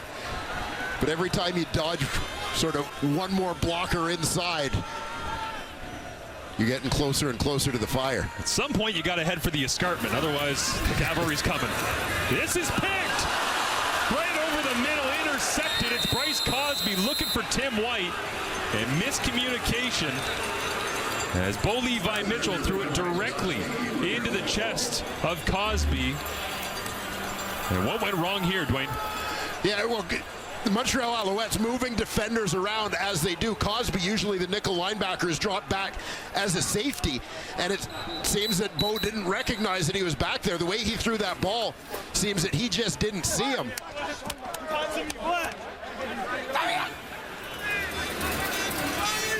And Cosby The topic of Alouette defenders having terrific rookie seasons. Former teammate of Walter Fletcher at Ball State. Continuing to make his presence felt here. Well, Davis Alexander, fresh lease on life with a 1st and 10 run inside. A lot of pushing and shoving at the end of plays here between these two lines. I don't know if it's the Dylan Wynn factor or the Nick Usher factor or what it is, but they have been getting into it at the end of plays, as you would expect with a team. Hamilton, 2 straight victories coming into tonight, playing at home, fired up, trying to send a message to a Montreal Alouettes club that's 6-1 and trying to continue their winning ways on the road. Lots to play for in the East Division here in Hamilton tonight. Over the top, Tyson Philpott fighting back to the football. They'll throw the flag. Defensive pass interference, and it's an all-Canadian matchup. Panabaker, Philpott, and a huge flip of field position. Yeah, defensive pass interference. Hamilton, number 24. Automatic first down at the point of the infraction. Panabaker did a decent job getting into position and staying with the receiver. You'll see him, watch him try to get his head around here at the tail end, but unable to, and as a result, sort of runs through Philpott, who's trying to slow down to adjust to the football. Tiger Cats averaging 8.4 penalties per game, worst in the CFL. They've been better the last couple of weeks in their victories, but that one a 45-yard penalty. And Davis Alexander takes the snap from the 25, shuffles around the pocket, pressure on, gets it away somehow, and Cole Speaker takes the ground. That's the 3rd time tonight Davis Alexander has lost his helmet, by the way, as it pops off once again. And a little bit of damage to the lid done this time. Dwayne Hendricks coming from that left side led the charge in collapsing the pocket. That time Alexander pulls a bit of a Houdini to get this pass away. And Caleb Evans was coming off the sideline as it looked like he was going to have to come onto the field. The damage to Alexander's helmet. He was pointing at the sideline. The equipment staff from Montreal, I'm looking down from the booth here, they didn't run and grab a backup helmet, so Alexander just threw it on. Play clock's down to 2. 1, he gets the snap off somehow, and underneath, Kenneth George Jr. almost had his 2nd interception. And that was rushed from start to finish because they weren't sure who was going to be playing quarterback on that snap. Yeah, and I suspect the headset, maybe part of what was damaged on that one, the way that Alexander pointed to the lid as he went off. But yeah, Kenneth George Jr. with that ball thrown just a little behind the intended target. Nearly had his 2nd theft of the evening. Ozima, 6 of 8 on the year. From inside 40 yards, 5 of 6 so far this season. Smooth through the uprights, and the Alouettes take their first lead of this ball game. As halftime coming up, they'll have to take off all the striping right there. As we got Laura Dyken back in the studio, Milt Stiegel, Matt Dunnigan, and Jim Barker as well get set to tear into this first half, talk it through, tee up some more great games coming up for you across the Canadian Football League this weekend. And a beautiful night here in Hamilton, but Scott Milanovich, I'm sure frustrated with the offensive production. The only points on the board for Hamilton, the Kenneth George Jr. pick 6 out of the right hand of Davis Alexander. Well, defensive touchdown was part of the formula for success in Hamilton breaking their 5-game losing streak to start this season. Come on. Defense and special teams kind of setting the tone a couple weeks ago as they got win number 1 against the Argos before turning it into a win streak last week against Edmonton. Kind of has the feeling that this is going to be a very busy halftime for Bo Levi Mitchell and Scott Milanovich, doesn't it? They throw an interception, a little miscommunication with Tim White to end the half. You got to come out, kneel it down, and head down the tunnel. And I think there'll be some straightforward conversations happening in that Hamilton locker room. Yeah, either a lot of words or not a lot of words. But there's no middle ground the way that opening half went. Davis Alexander finding the laces in his first career CFL start and ripped it over the top. In between coverage, Charleston Rambo. What a great play. Going up to get it as we head down to Matthew Shinetti with Charleston Rambo. Charleston, we're certainly seeing your capabilities here in the CFL. Take us through that touchdown grab. Yeah, great ball by 10, first off, and I want to thank God also. But other than that, all I seen was a guy low and, open field. Great ball by 10, like I said, over the top ball, big boy ball, made the catch for him, and we did that with a touchdown. A couple early turnovers. What kind of conversations were going on the sidelines before that touchdown drive? Nothing but just trying to score. We got a young quarterback in, great O-line. We give him time to make plays. We just got to be great for him. But other than that, he's just being him, and we're going to fill in for him. Thank you, Charleston. Yes, sir. Thank you. Well, a couple hiccups from Davis Alexander, but now Montreal's up 3. Yeah, it's been an interesting and unexpected first half. A lot of turnovers between these two teams, and both these teams averaging almost 28 points per game coming into this, and it's 10-7, and Hamilton's only points coming from that pick 6. So before we get into the matchup that we highlighted in our pregame, and it was the offense of Hamilton versus the defense of Montreal, Milt, let's talk about the fumble that wasn't. Yes. That was, but wasn't. Being an umpire, being a referee is one of the toughest jobs in professional sports, and this is the only time they get talked about. And I know they're trying to do their best, but there's a reason why I thought we had the command center. They're trying to get things closest to perfect as possible. And this play right here, this is one of the most horrible calls in CFL history, maybe, because this is clearly a fumble. They tried to state that the Montreal defender did not try to recover it right away, which is incorrect. That should have been Montreal ball. And Jason Moss, I'm sure, is heated. If they go on to lose this game, I'm sure this is going to be brought up. And like I said, I hate to harp on it because those referees and those umps, they do a great job. But that play right there was the reason why I thought they had the command center so they can get things correct. But they didn't. They horribly missed that call, and that's pretty bad. Yeah. Would you say fumbled the call? Fumbled the ball? Fumbled the ball. Fumbled the call. Hey, Milt, we're all with you. You're not there alone. We're all screaming, because that was a quick recovery by Montreal on that. And, yeah, you would like to see them get that right. I think they missed that one. It happens. You got to move on and play the game. I feel for Jason Moss. But we talked about it off the top, about the Noel Thorpe's defense and what he does to opposition and the quarterbacks and the decision-making process. And it kind of played out in front of us. Bo was 15-20 for 119 yards in the first half. That's Beverett doing what Beverett does. He just makes plays. Great read there. Hearing a little blitz. They're bringing people from all over the place, and they get to Bo again. Got to him several times. Forced interception. Look at this. 7 up front, 5 across the board. You think it's man coverage. Nope. They're dropping 9, rushing 3. Bo's got no idea what's going on right here. He's got all time to pitch a tent. He still has no idea. He doesn't know where anybody is in the football field, and what's he do? Throws it into Butler's feet. And to me, that's what Noel Thorpe does. We talked about at the top. It was a matchup we're all paying attention to. Hey, and kudos to Mark Washington going up against Anthony Calvillo and Jason Moss and what he's been able to do in that first half. So this is a game where these quarterbacks have to play things tight to their vest. And you saw it. Bo tried to get a little antsy, and he got a little impatient. He threw a pick. You can't do that. See if the young quarterback can do the same in the second half. See who's going to flinch first, so to speak, against these defenses. Well, AC and Moss have that young quarterback that in his first ever start. And when you have a young quarterback, you just don't want him to lose games for you. And he had a couple plays that were very shaky. He had one great drive. I will give him one great drive, and he threw a touchdown pass. But he had a couple plays here. One, he just, again, tries to do too much, fumbles the ball, recovered by Hamilton. The next play, he's going to try to force the ball out of the end zone, throws a pick 6.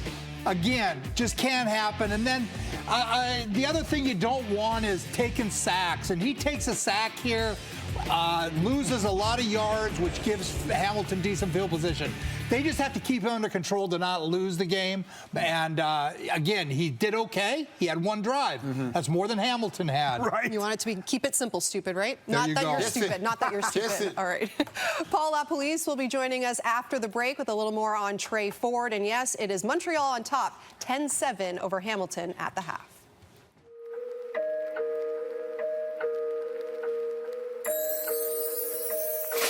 Ballin' like it's game time.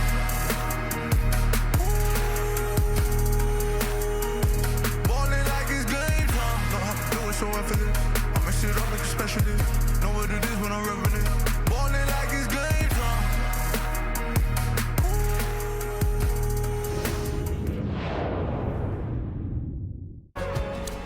Week 9 continues tomorrow night. Those 0-7 Elks taking on the Riders and that tough defense in Regina. And oh yeah, some guy named Trey Ford is going to be making his first start of the season. With more on that, time to put Paul LaPolice back to work.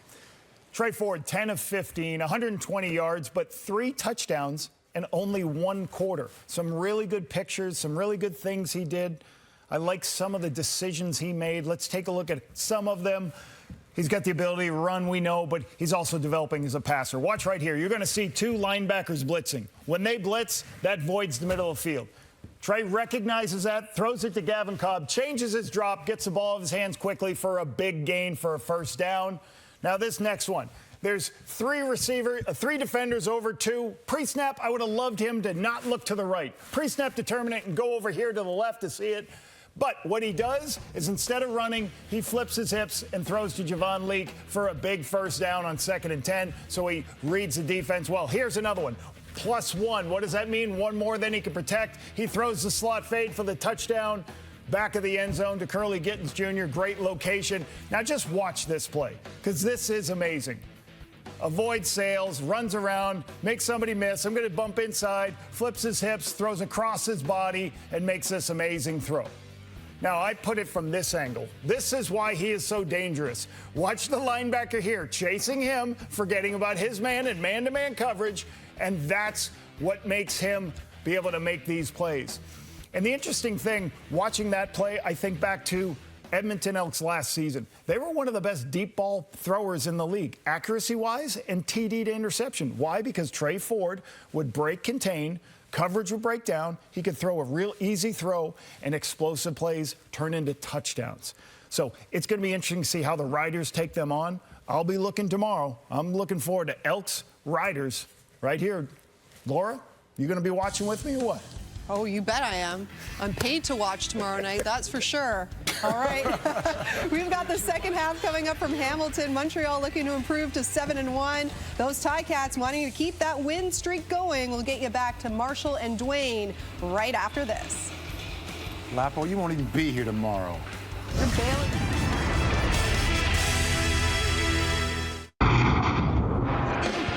Well, we're all pumped up to party, and we're ready for a fight. Come on, kick back, relax, watching Friday Night Football. The boys have been bad, playing CFL football. The game is up for grabs. It's Friday Night Football tonight.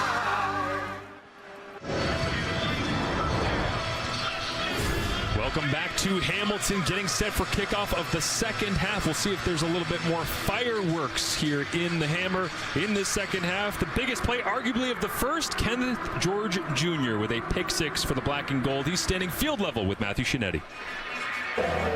Kenneth, we saw 2 turnovers from the defense in that first half. Any tells that you're picking up from Davis Alexander in his first start? Yeah, just taking what he's giving us. We're showing off, disguising our looks a little bit. And we know he's the last looker, so wherever he's looking at last, we playing aggressive on him. We top down. We're just trying to finish on balls. You know, what we work on all week, we work on all camp, just finishing on the ball. In terms of finishing on the ball, interceptions have been a premium for this defense so far this season. Was that a shot in the arm to get that pick 6? Yeah, I mean, I've been doing it all camp, do it every day in practice. It was only a matter of time. Me and my team gonna come out and get picks. I promise we're gonna get picks. I talk to Coach Mark all the time. We're gonna get picks. We're gonna get turnovers. We're the best defense in the league. We're gonna show it tonight. We're gonna show it every other night. We just gotta keep building, keep growing, and the interception, the play's gonna come. Thanks for this. Yes, sir. Well, George Jr. and the Tiger Cats defense will get first opportunity to get a stop as former Cat Sean Thomas Erlington stands back. The coin toss, Montreal 1, deferred. They'll take the football here to start the second as James Letcher Jr. makes a move. Carthel Flowers Lloyd finishes him off. Special teams tackler extraordinaire, and out comes Davis Alexander. After that first half, picking his way around the Hamilton Tiger Cats defense, for the most part, outside of the pick six. Well, yeah, ups and downs for the young quarterback, but has his team in a pretty good position, which is a big part of the evaluation here. 10-7 lead after the opening 30. And of course, the touchdown pass, the biggest highlight for the third-year QB out of Portland State. He's been thinking about this moment for a long time, getting a start in professional football. Wants to make the most of it. He'll begin with a completion. Tyson Philpott crosses the 50 and rolls his way out to the 54-yard line. Simple pitch and catch, but effective, and a nice chunk on first down. Well, easy to have a little bit of chemistry between these two guys if you watch Philpott coming across the formation. Again, trying to lose the defender. Talbert, who's got a bubble over the top of everyone in the box, basically trying to track Philpott. He loses his angle, which allows those yards after catch to happen. Goes for a gain of 19 yards. As they'll go quick screen here, incomplete.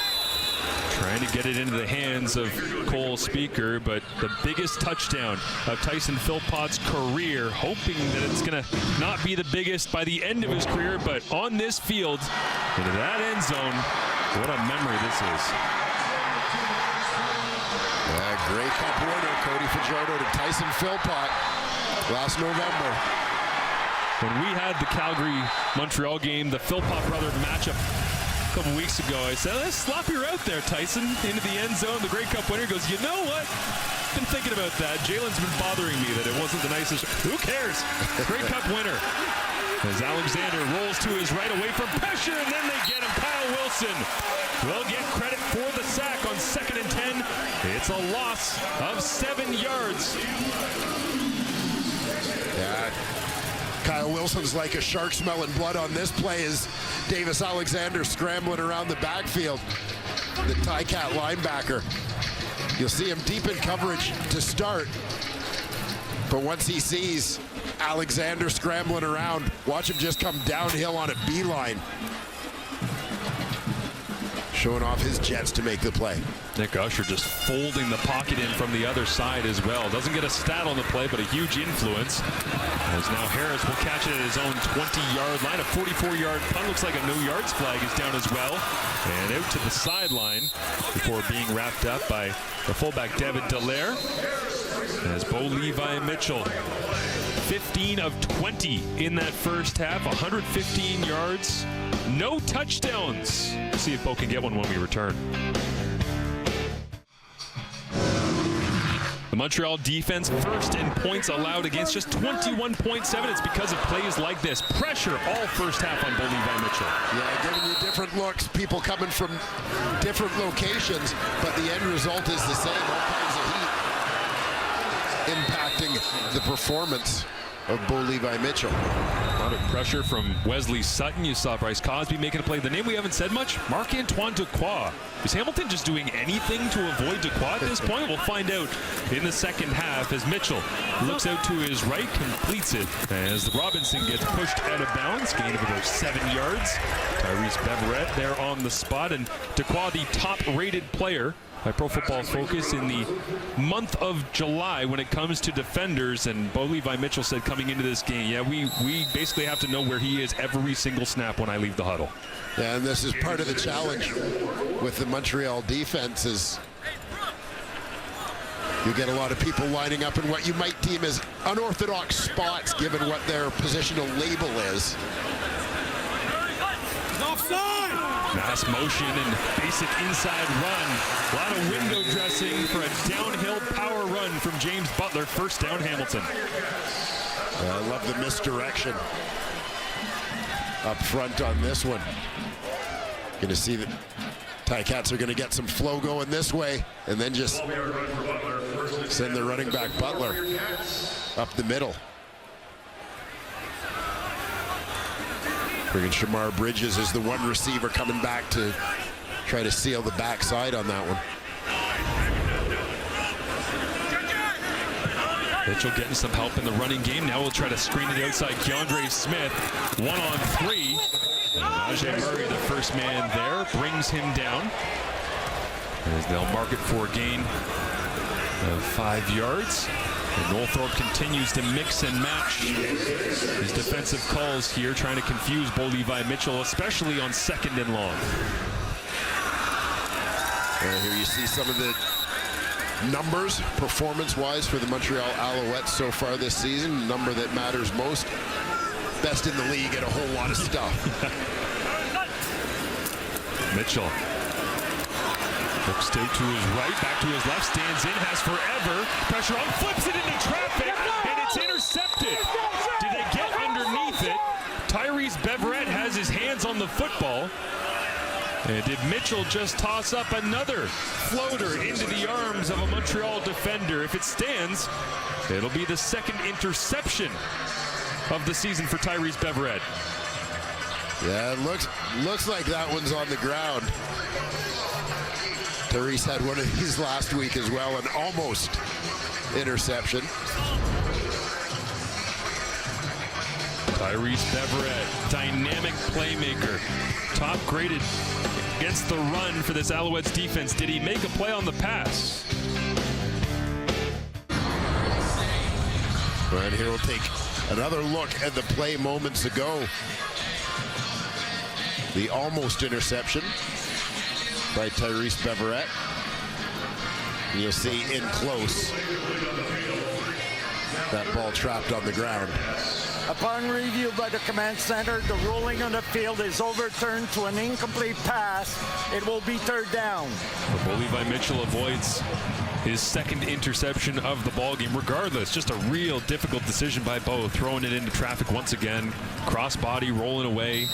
Had all day to throw, and Noel Thorpe in this defense doing what they've done to so many quarterbacks throughout this season, holding them to really, really difficult pass efficiency ratings. Montreal's defense, 80.4, the passer rating against, best in the Canadian Football League to go with so many of their other statistics of dominance.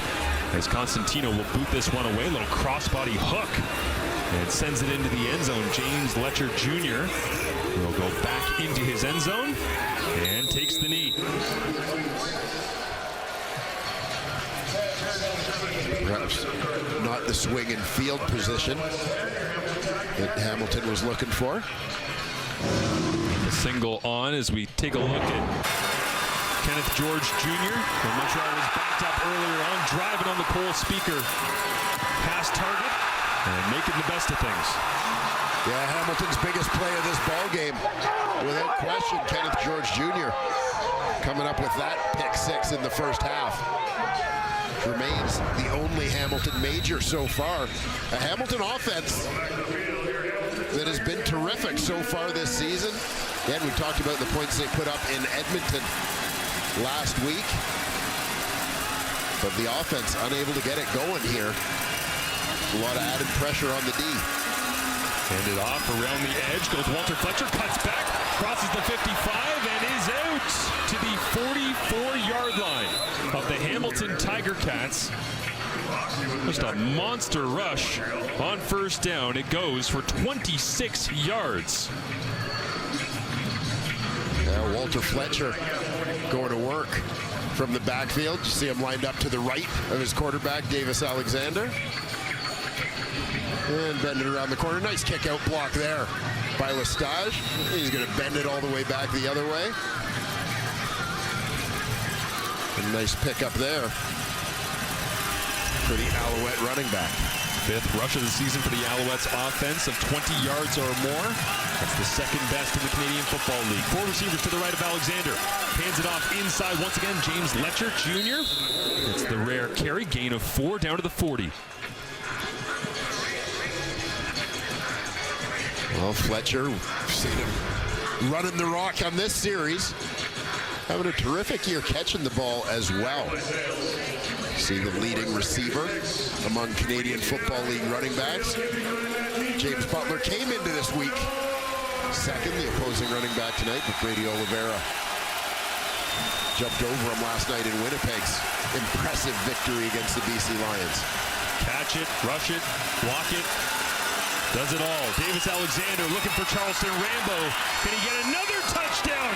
It dropped in, and they'll call it a major. Touchdown Alouettes. Throwing up the U for the third time this season. It's Charleston Rambo.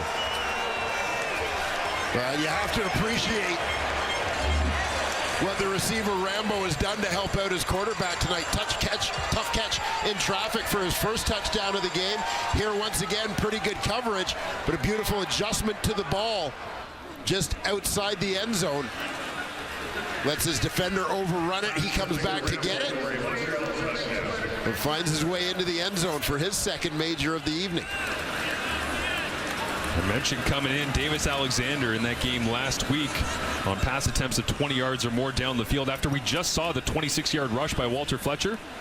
Alexander was 3 of 4. Well, it's another monster down the field.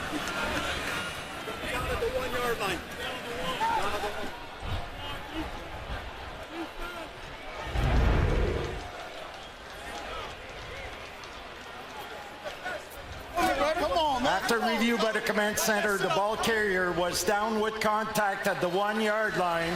The ball will be placed on the 1 yard line and a first down. Oh, Rambo.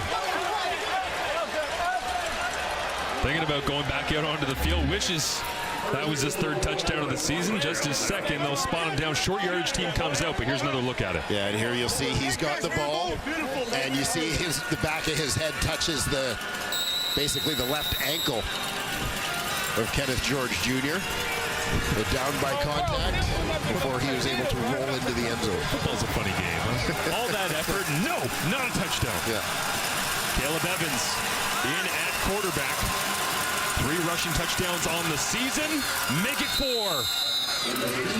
As the Alouettes extend their lead by way of the short yardage package, and the offensive line gets the push. Davis Alexander in his first CFL start loves it here on the road in Hamilton. And here's a great look down the line. Watch the surge from the Alouette offensive line. Philippe Gagnon leading the way. Davis Alexander likes what he sees in that short yardage unit finishing off the drive for him. I mentioned the Alouettes averaging a little over 3 big plays per game. That's either a 20-yard rush or a 30-yard pass. They had 14 big pass plays coming in, second to only the BC Lions and Vernon Adams Jr.'s explosive passing attack there on the West Coast. Well, that drive was 4 plays, 70 yards in 2 minutes and 15 seconds. Thanks to another explosive run, followed up by an explosive pass. And the Alouettes, without Cody Fajardo, continue to push the football down the field. They spotted this one just shy, but what an effort by Charleston Rambo. 17-8, Al's lead on the road in Hamilton.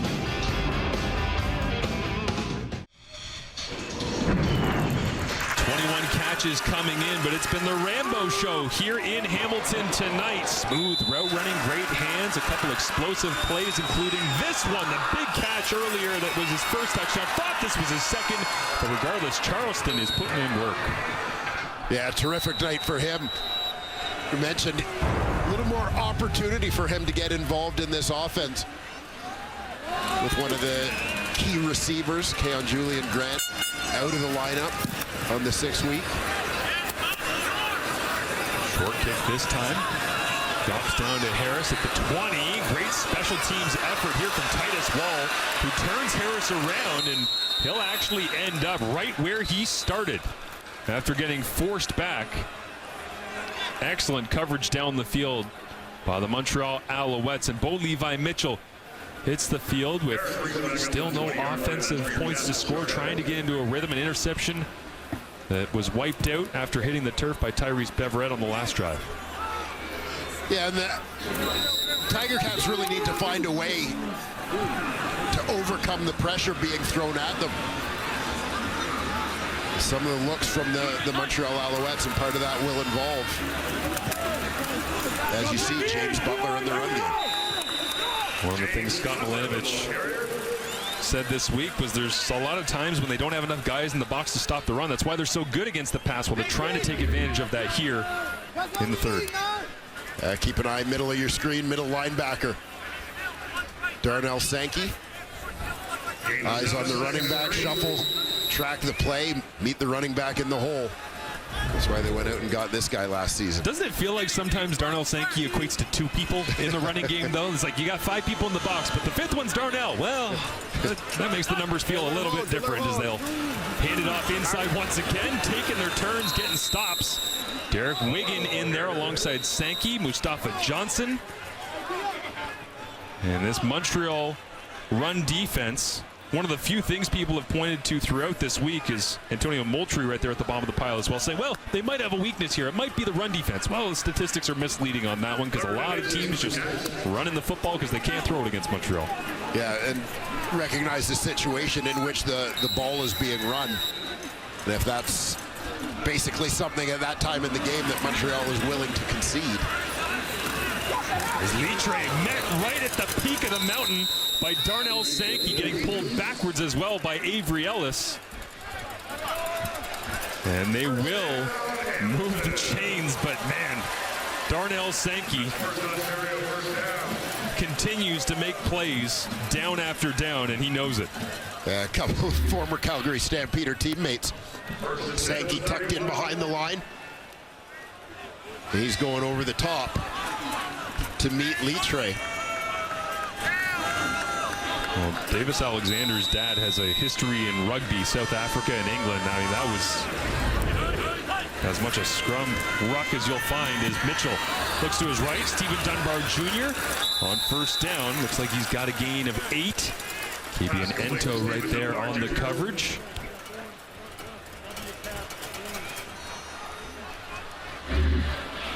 You see Dunbar coming from out wide. Just going to work this one across the middle. Get the ball to him before Ento can get downhill. A little bit of quick game from Bo Levi Mitchell again. Try and get the ball out, high percentage passes before the defense can get to him. That seemed real slow at the line of scrimmage, and did they have a time count violation? Illegal procedure, Hamilton, number 53, 5-yard penalty.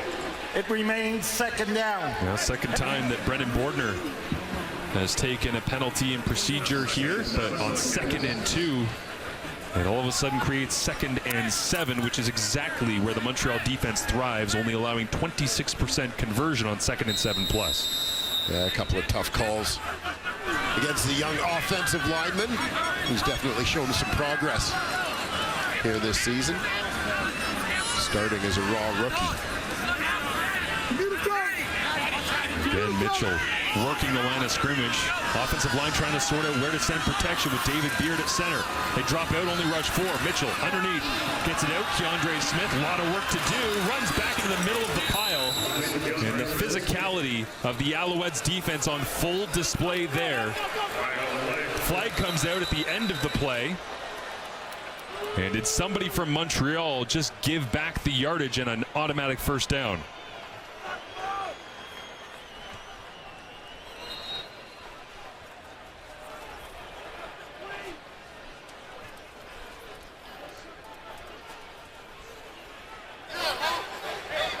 Objectionable conduct. Montreal, number 98, 10-yard penalty that will result in a first down. The tail end of this play, the former Ticat, Dylan Wynn, he's the guy sort of down on the ground over top of Keandre Smith, just swatting the ball away to the displeasure of the officials. And all that work goes for naught to get off the field. As Wynn sits this one out. And under center, Bo Levi Mitchell. The rare under center snap in the CFL. All sorts of time for Bo, fading to the right sideline. And once again, can't find anyone. And Bo's just not seeing it all that well right now as the Bluebirds come out in Hamilton, throwing it away with all that time. But this is what Noel Thorpe does to quarterbacks. We'll take a look here as Bo rolls to the right. Misdirection as they fake the toss. But there you see more defenders than receivers. The two receivers end up able to spit in the same bucket over there. They're so close to each other.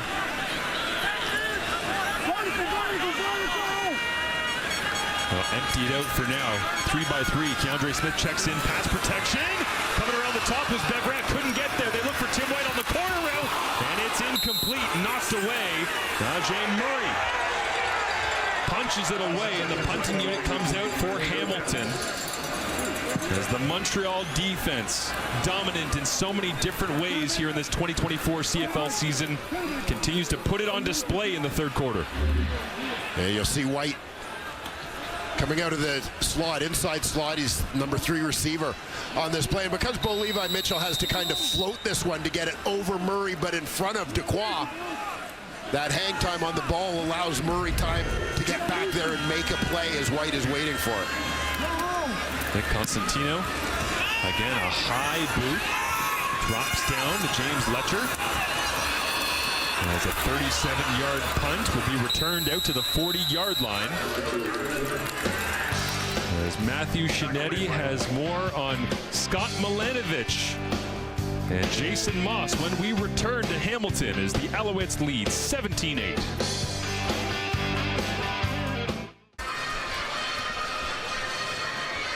The bench bosses, the play callers for each of these clubs in the East Division, but they have a long-standing history. With more, Matthew Shinetti. Yeah, member of the 2012 Toronto Argonauts coaching staff, which I covered and saw Jason Moss, the quarterback's coach, alongside Scott Milanovic. And we spoke to Jason Moss about the level of education that he got from Scott Milanovic. And I asked Milanovic, though, about the 110th Grey Cup here in Hamilton last November and what he saw out of his old protege and Jason Moss. And he said the 2 lessons that I taught him were execute when it matters and remember the things that matter. Executing when it matters. Well, Milanovic quite liked that call on 3rd and 5 with 39 seconds left. That long pass from Cody Fajardo, Cole's speaker, that set up that Tyson Philpott winning touchdown. And then remembering the things that matter, Milanovic really enjoyed watching Jason Moss celebrate with his young son Bear. That influential coaching staff still continuing their legacy today, Marsh. Love it, yeah. It was great hearing Scott Milanovic say, I'm hard on the quarterbacks because they deserve it. So when we talked to Jason Moss, I said, so was he hard on the quarterback coaches in 2012 with the Argos? He said, hey, he gave us everything we needed. Little shovel underneath. Walter Fletcher crosses midfield down just shy of the 50-yard line. Is the creativity and play calling of Jason Moss on display there. Show a little run, flip it back underneath. Yeah, and the kind of play that we always refer to as an extension of the run game, right? This shovel pass underneath. Alexander isolates the defensive end, Usher, by drawing him outside, threatening the edge, opening up the hole for Fletcher to take it north-south. And adds to the Walter Fletcher receiving statistics in this 2024 season. Week number 9 already, hard to believe. Alexander rolls to his right, looks back to his left, throws it over the top, and he had Rambo open. And he got hit as he was releasing it, so Alexander shakes his head on that one because he knows 14 could still be running.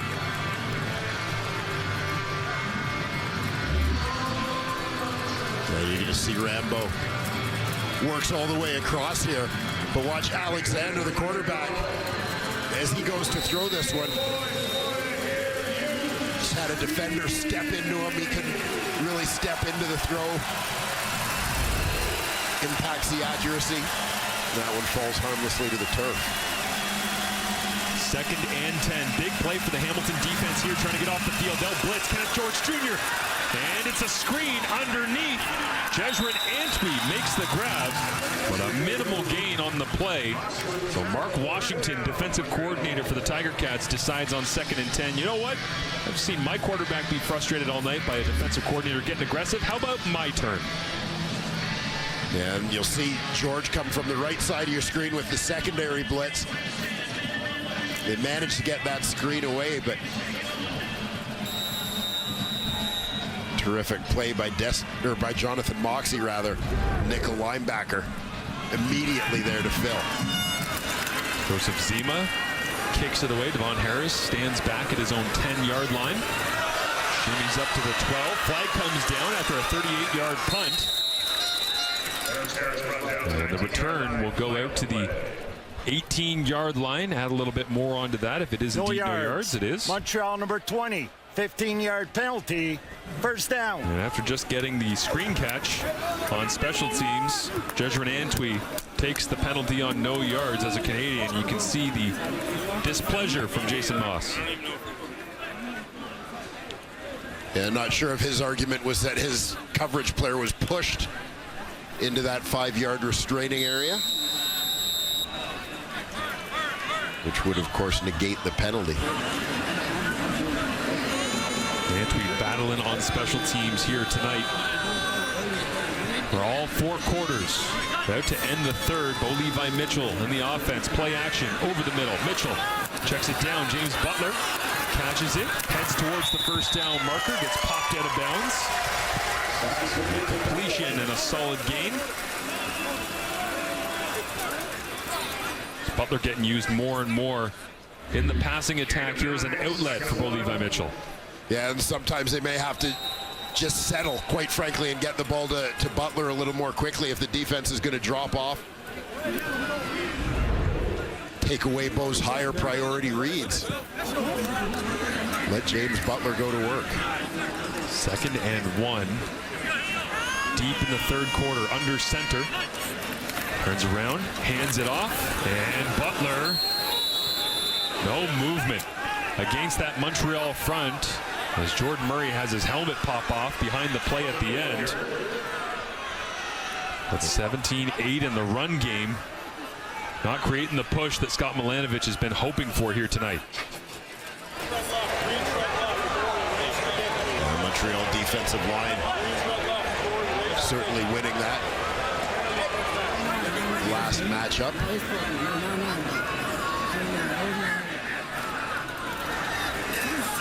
Pretty good interior rotation. Talk about the veterans. Derek Wiggins. Major foul, misconduct, 15-yard, Montreal number 99. First down. Antonio Moultrie, one flagged there. As you see, the end of the play at the top of your screen, he and Jordan Murray going into it. Yeah, left hand just rips Murray's helmet off. So some free field position here for the Tiger Cats after the no yards and now the face mask. Completion to Butler, but being helped by penalty yardage. Another check down. Butler, and the patience of Bo Levi Mitchell all of a sudden coming to the fore is once again, when the pads pop, number 1 is close. Darnell Sankey, another big tackle in the open field. The Montreal defense been getting it done through 3 quarters. Can Hamilton find an answer and continue their winning streak, or will Montreal continue their winning ways on the road? Well, the statistics after 3 quarters of play, the one that really matters here is Davis Alexander in his first CFL start, stepping in, replacing Caleb Evans, who's starting in place of Cody Fajardo, who's not expected to be back until maybe next week. He's leading the way right now against Bo Levi Mitchell, who has a historic pace when it comes to passing yardage this season. But here tonight, it's been a struggle. Yeah, it has. Credit the Montreal defense making life difficult. We've seen a couple of bad decisions from Bo, and I think that speaks volumes to what the Montreal defense does. That a guy who's been around the league for 12 years, had huge success against everybody over the course of his career, is still being impacted by the pressure. And, you know, in Bo's case, I would almost label it as being frustrated into making mistakes, that he just wants to make something happen. Yeah. And you can also see that maybe there's been a conversation on the sideline with him being told, hey, James Butler is your check down guy. If that's all they're going to give you, take it. He's done that a couple times already on this drive. Here he hands it off to Butler and right through the chute down to the 40, but a flag comes out. And will they? Yeah, they'll tag Hamilton for holding. Yeah, there was a great hold there, but Hamilton number 64, 10-yard penalty, will replay second down. Something they struggled with early in games, early this season when they were 0-5, penalties that set them into bad downs and distances. And here you'll see the right guard, Coulterwood-Manzi. Watch the left arm as he gets into the block. I believe it was Dylan Wynn over the nose. Kind of wrestles him down. Wood-Manzi turned 27 years young yesterday. First-round pick out of Guelph. Talking about all those receivers. As now Mitchell over the top for Luther Hakanavanu, intercepted. Kabian Ento robbed it over the top just like he did in the Grey Cup on this field. And the Alouettes defense continues to make impact plays as Bo Levi Mitchell is intercepted once again. Yeah, and this is just a great defensive play by Ento. Bo thinks he's got Hakanavanu going down the rail, but reaction time break on the ball by the corner Ento to come get this one.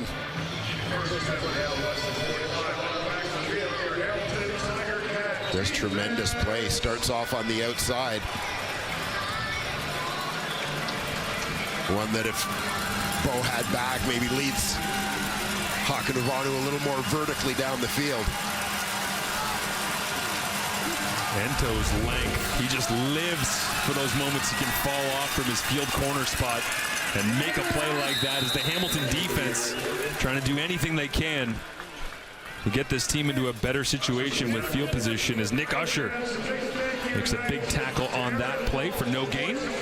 As you see Ento over on that Montreal sideline.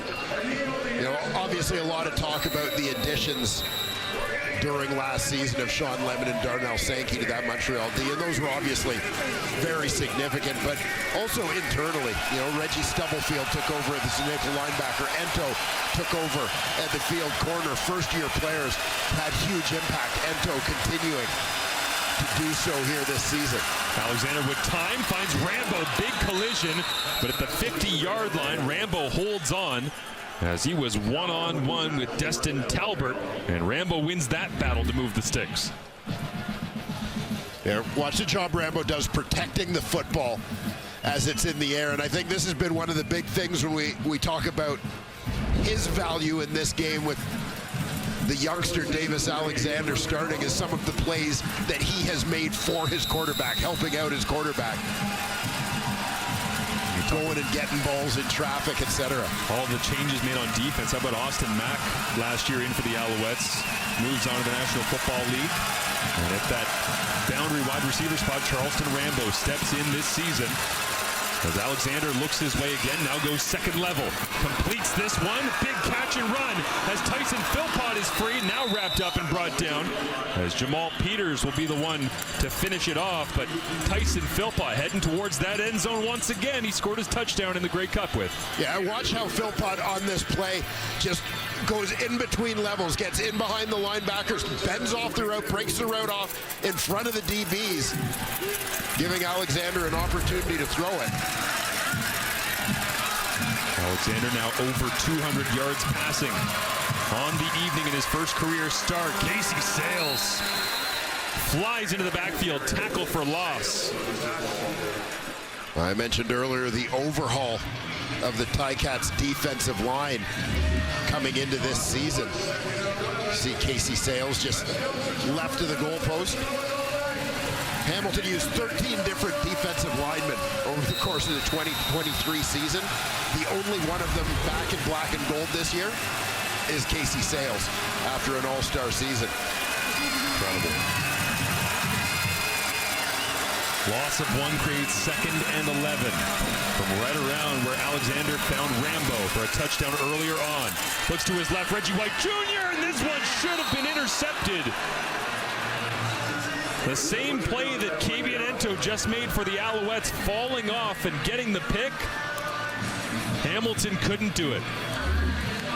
Yeah, in a moment where the Tiger Cats needed that, a chance to blank the Alouettes on this drive.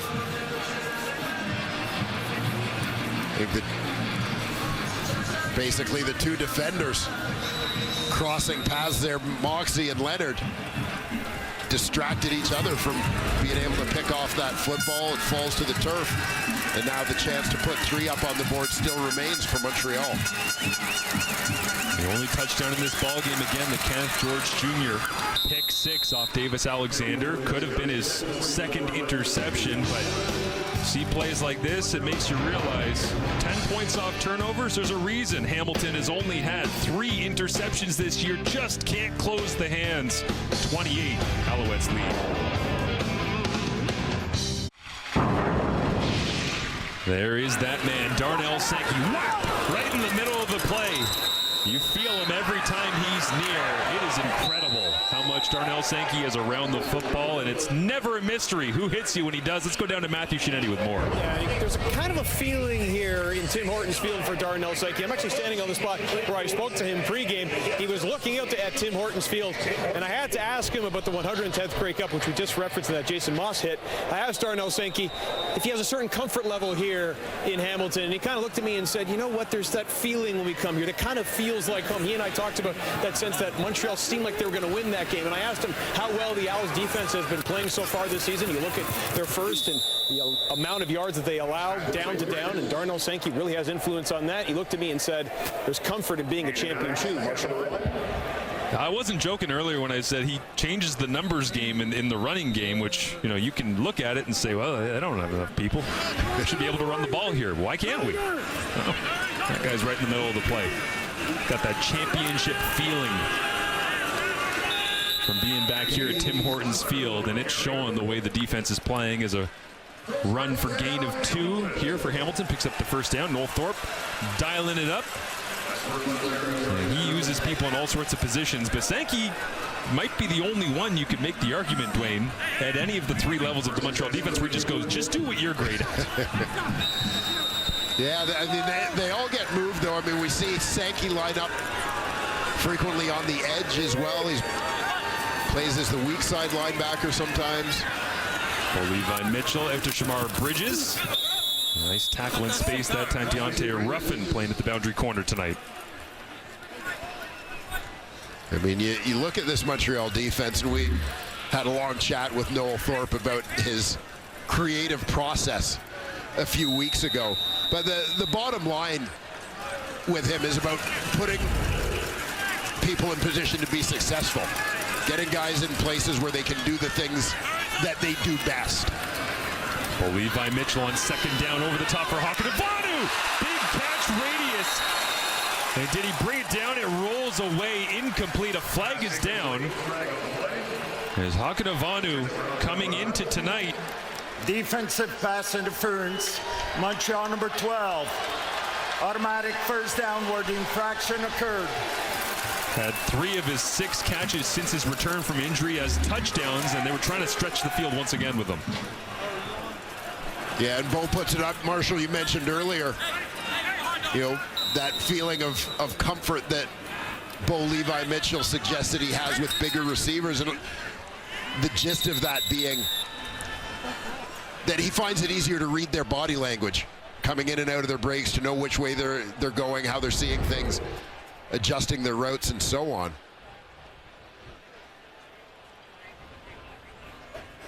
Montreal is challenging the previous play. They believe there was no defensive pass interference on the play. The play will be reviewed. Jason Moss believes Najee Murray did nothing wrong on the play. We'll take a look at it. The command center will as well.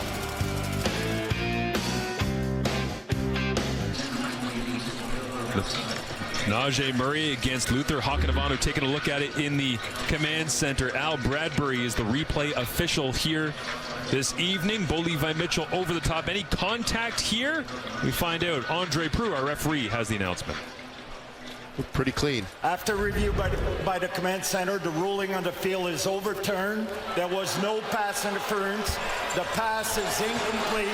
It will be third down, 7 yards to go from the 54-yard line. They'll respot the rock. Dwayne, correct call based on what we saw? Yeah, I think so. When you look at the play by Najee Murray, he did not contact the receiver before the arrival of the ball.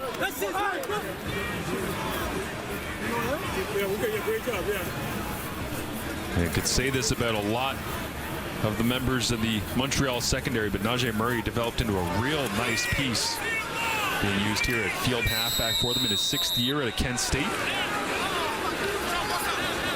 Don't miss a lot of tackles in that secondary and makes some pretty good plays on the football as well. Forces the punt from Constantino, who crushes just another beautiful kick inside the 10. Beautifully placed by Constantino that time, as they'll spot the football at the 7-yard line as the Alouettes go for their 7th straight road win. Just an incredible streak at the top of this list from the Winnipeg Blue Bombers back in the early 60s. Long way to go until they get there, but Montreal, I mean, this is not insignificant. To win on the road is very difficult, and to do what they did at the end of last season and the start of this is pretty special.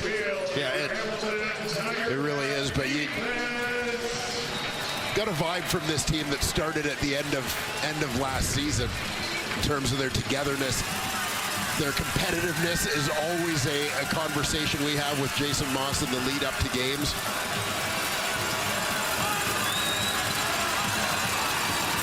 Davis-Alexander looks to the one-on-one route and nearly intercepted. Very similar to the Kenneth George Jr.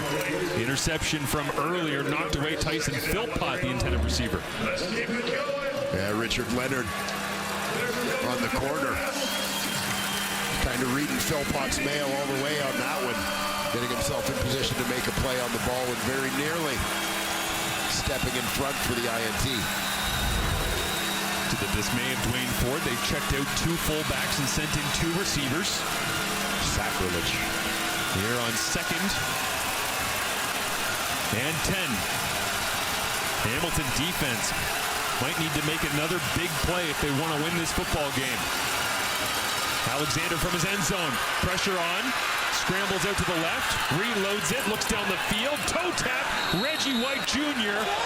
That's a completed pass. Davis-Alexander really is at his best, rolling away from pressure and throwing it down the field. And here you see he uses his speed, collects himself enough to square his shoulders a little bit, and beautifully timed leap. And toe tap by Reggie White. Clearly inbounds with control of the ball. Big first down. Click his heels twice, but he only needs 1 foot down. He was in the middle. Sales makes another play on the run game. Reggie White Jr.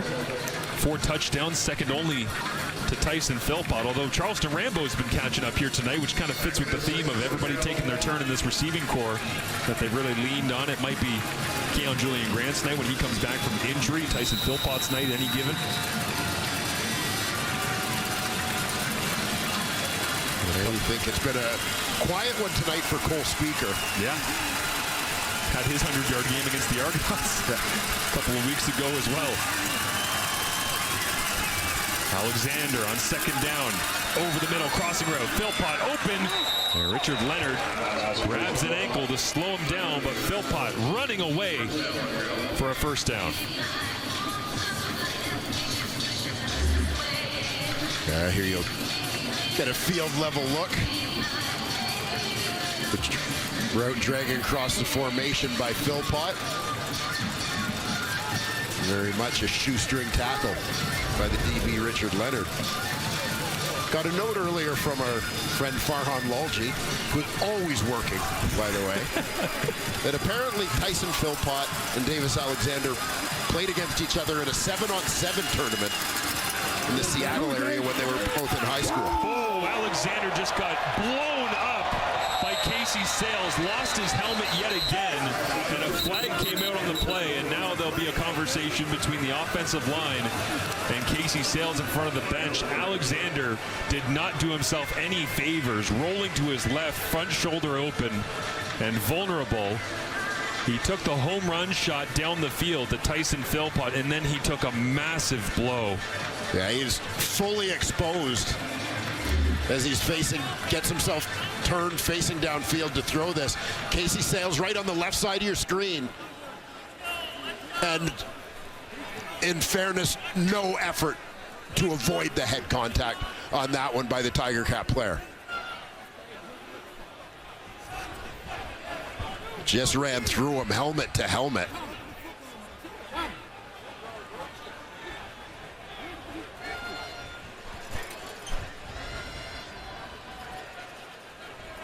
Yeah, and that's going to be some money out of the pocket of Casey Sales you'd have to expect on top of the penalty yardage to come now. Great player, physical player, but that's a tough one. Yeah, not a guy with a reputation for that kind of play, but I think frustration kind of played a role in this decision by Casey Sales. I'm just amazed, honestly, that Davis Alexander doesn't have a busted lip or something from all of that. We've got a major foul, grade 2 spearing, roughing the passer. This will be a 25-yard penalty. Automatic first down on Hamilton, number 44. 25-yard penalty. Grade 1 spearing being of, I guess, the generic variation, and grade 2 being really didn't try to not spear. I guess that's the kind of game we don't have to play. Let's go, everybody back! Everybody back! Well, all that's happening. Caleb Evans warming up. Quarterback who was replaced, of course, by Davis Alexander in the comeback victory last week. And got a feeling that the physicality didn't end there with Casey Sales on Davis Alexander.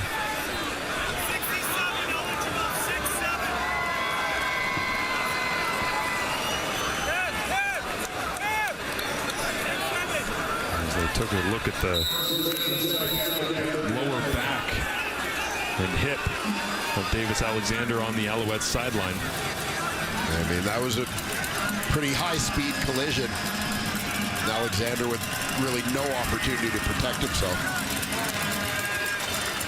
Caleb Evans pulls the football, throws it over the top, looking for David Dallaire, catches it into the end zone. Touchdown Alouettes. And Caleb Evans comes in cold off the bench. Play action and throws a fading corner for the Major. A well-timed play call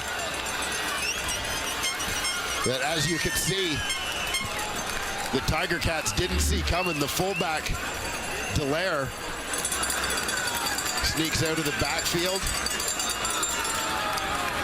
working towards the corner. Linebacker Trevor Hoyt in chase. Couldn't get there before Dallaire finds pay dirt. First career touchdown for David Dallaire in the Canadian Football League, making his way to the Alouettes by way of Laval. Second round pick, 13th overall. You and I loved him at the Combine. We're ecstatic to see him go in the draft, and shows off the wheels and the hands a little bit. Hasn't been asked to do all that much in the passing game, but Dallaire into the end zone. Jason Moss is great at a lot of things as a head coach and a play caller. Might be better than anybody at the "we need a touchdown now" play call. He dials up Dallaire.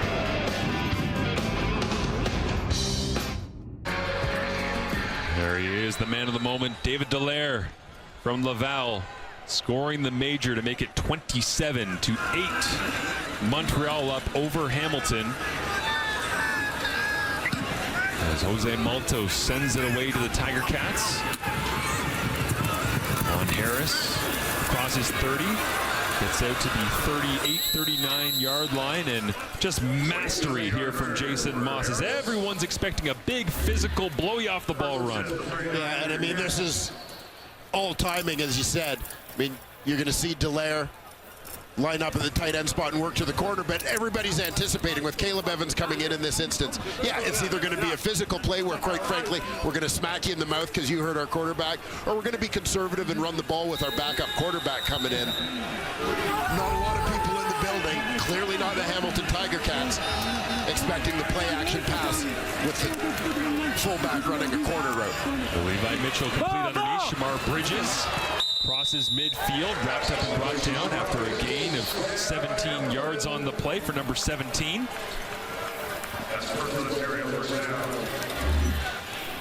Shamar Bridges came into this week leading the Hamilton Tiger Cats in catches. They try to get a robber a pick for him as he comes across the formation. Blitz picked up this time. Back to Bridges they go. passing attack of the Tiger Cats. Starting to get into rhythm a little bit as Hamilton starts to go a little bit quickly, as you'd expect, being down 27-8 with 4:18 remaining. Yeah, 3-possession ball game. Obviously an uphill battle. Not just against the Alouettes, but very much against the clock at this point. Mitchell out of his hands quickly. Bridges. 3 straight catches. Moves the sticks once again. And the Alouette defense, knowing the time score equation that Hamilton is dealing with here, willing to let them get some of those underneath catches inbounds that keep the clock running. They just don't want to give up anything over the top. Max protection here. Mitchell gets it away. Receiver fell down, and it's incomplete. Somehow Dunbar almost caught that on the ground. Has lost his edge on the Tim Hortons Field turf. I see the tail end here. Dunbar still watching the ball. Wow. Yeah, very close to making a big play from the seat of his pants. Leaves 2nd and 10. Last time they protected with 7. This time 6 against a 4-man rush. Mitchell steps up in the pocket, loads it up. Shamar Bridges into double coverage, and incomplete. Took a shot into the end zone, but Wesley Sutton, Deontay Ruffin, hand in hand, and the Alouettes secondary stands tall. Yeah, and this is just a play Hamilton feels they've got to take a shot at. Bit of a force, try to take advantage, though, of the height of Bridges. Even though there are 2 defenders there, it's 2 smaller defenders. And you're trying to get some points on the board in a hurry. And Hamilton takes time here to talk things over just before the 3-minute warning as Bridges catches his breath. Plenty of targets on this drive. And what will Scott Milanovic try to dial up? Always interested. Coaches in this situation as offensive play callers, do you lean on the fact that they think you're trying to go for a first down and take the home run shot, or do you actually just try to move the sticks? The design of the play often tells the story, the mentality. As Bo Levi Mitchell breaks the huddle with 3 Canadians to the top of your screen. Keandre Smith, Luther Hakanavanu, and Tyler Turnowski in the ball game as well. They'll look that direction. Gets this pass into the waiting arms of Turnowski, and he will move the chains for a Hamilton first down. A nice execution there by the Hamilton Tiger Cats. So we've hit the 3-minute warning here in Hamilton. Montreal looks like they're moving to 7-1 this season. Dominant as ever.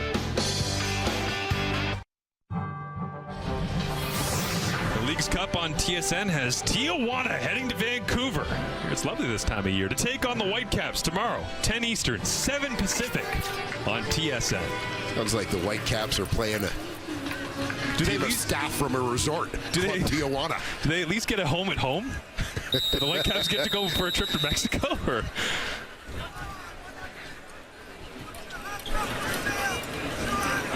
Oh, Levi Mitchell. 1st and 10 after the Turnowski catch, looking for Hakanavanu. Hung it up and almost robbed on the backside once again. Was that Ento?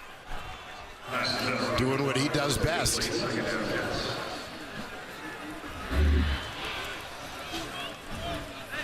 Hakanavanu going right down the seam. Once again, Ento falling off to the inside from his corner. Gets hands on this one by the look of it. But Hakanavanu able to just pry that one away. You know how I talked about Darnell Sankey changing the math in the run game? Ento changes the math with his length and range in the passing attack as well. As Mitchell now looks down the seam, Tim White, easy mode. Oh, they've been waiting for that all night. And too much this season for the Mitchell to Tim White connection. And when it looks that easy, it makes you wonder why it doesn't happen more often. But regardless, a complete connection that time from 19 to 12. Yeah, and beautiful execution right from the get-go.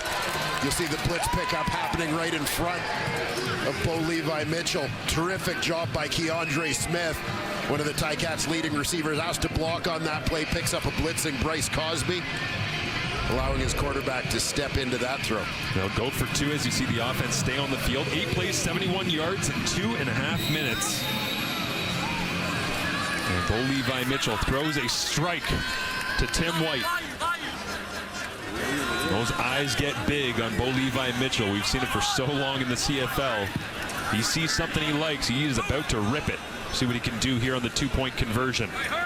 0 for 3 this year are Hamilton in these situations. Make it 1 of 4. Shamar Bridges holds on and add 2 more onto the score. 27-16 with 2:41 remaining. And keep an eye in the backfield. James Butler in there. Keandre Smith, recognizing blitz, comes in from the right side. Does a great job right here. The pickup on number 30, Bryce Cosby. Terrific recognition, execution in the pickup, and on the delivery of that pass to Tim White. Almost feels like in order to keep Ento out of the picture, they had to almost run right at him and then snap back away from him, because if you just run vertical, he'll read it and chase it down from behind. As Bo Levi Mitchell, in the roundabout history of the Canadian Football League, just past Kent Austin. Used to, of course, be the head coach of the Hamilton Tiger Cats right here. Tim Hortons Field in all-time passing yards. Bo's up to 12. Man. What's frightening is when you think about the career that Bo Levi Mitchell has had, and you realize he doesn't have half as many yards as Anthony Calvillo. Well, that, and also I was thinking about Kent Austin and the Riders teams of the early 90s used to rip it. Like, it was the number of passing attempts, the passing yardage, all the rest, and the fact that Bo just passed him, he stacked it together over a long career. But anytime you're talking about being top 10, top 15 all-time in CFL anything, that's pretty special stuff right there from Bo Levi Mitchell. As Mark Leggio lines up the multi-pronged onside attempt. He'll go wide side, hangs it up, and Reggie White Jr., a casual catch out of bounds. 2:40 remaining, an 11-point advantage remains for the Alouettes to continue their road-winning ways. And Jamal Peters, a little hobbled after working on the onside recovery unit. And it looks like out onto the field at quarterback for the Alouettes, as Peters will need some attention, is Davis Alexander. After taking a massive shot from Casey Sales. He's in the huddle right now. Well, certainly good to see Alexander in good enough condition to get back in the ball game. There's a whale of a collision. We'll try and get a look at what happened to Jamal Peters on that short kick. Yeah, concern here for the prized free agent acquisition from the Argonauts. Yeah, he's the outside guy closest to the sideline for Hamilton.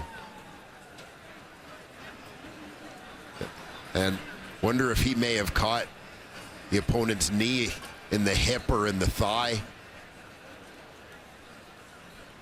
There was Isaac Adeyemi Berglund as well, who's very thick, well-built, 6'1", 242 defensive end.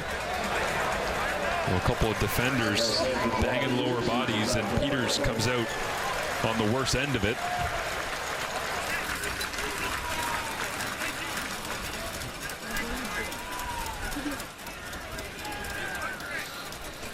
Hope that's nothing serious, as he thoroughly enjoyed playing against his former club, the Argonauts, back here a couple of weeks ago when Hamilton beat Toronto. And obviously Peters would love to be involved in the Labor Day Classic, which is what feels like just a few short weeks away. Plenty of football before we get there, but he'll have to get carried off the field here by Robinson and Sirman Bagayogo. That's a tough scene to watch for a football fan in general, regardless of if you're cheering for the Cats. Jamal Peters, recognized as one of the top corners in the Canadian Football League. And look at this guy, big smile leaving the huddle for Davis Alexander. Back on the field, 11-point game, hands it off. And down the left side, one of the great value picks of the last 10 years in the CFL, Sean Thomas Erlington by the Hamilton Tiger Cats.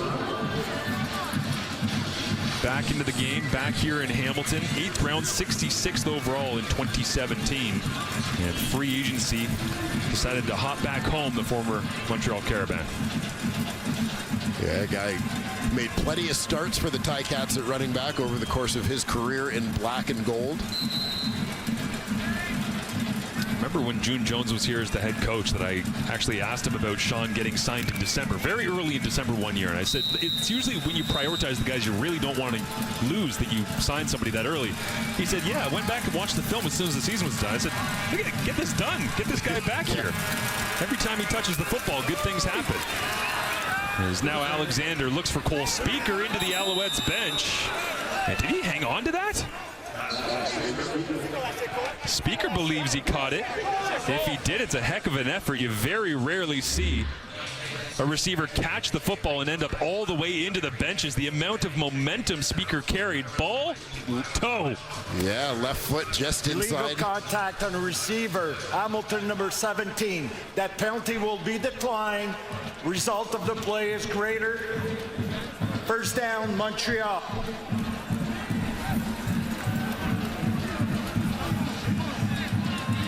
Foot in on the left side of your screen. Very nervous ball boy on the right side of your screen. Big bodies coming at him at a high speed. Talbert did everything he could to rip that thing out as well. And Speaker did well to hang on to it. So it's a first down at the Hamilton 26-yard line. Alexander pulls it on the run fake, looks downfield, he's got room to run.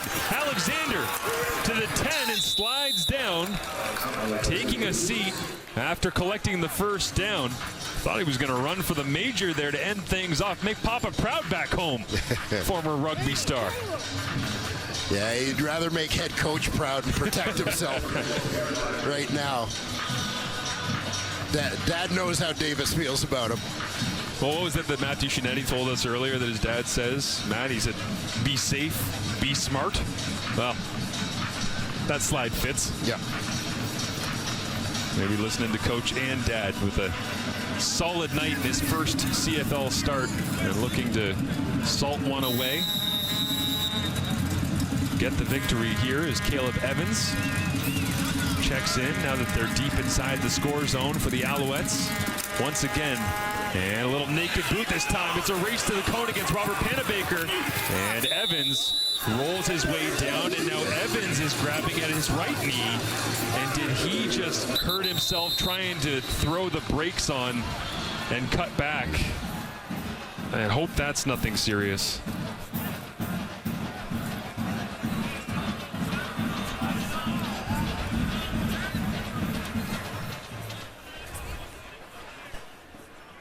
It certainly looks like the injury occurs before any contact. Yeah, you could see him kind of hopping after you'll see him make the juke here, and before Panabaker gets there, you see him start kind of hopping, favoring that leg. Yeah.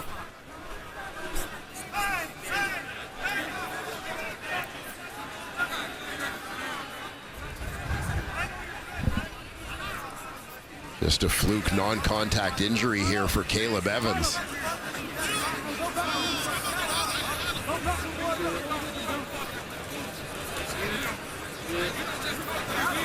And just sick to your stomach if you're Davis Alexander's.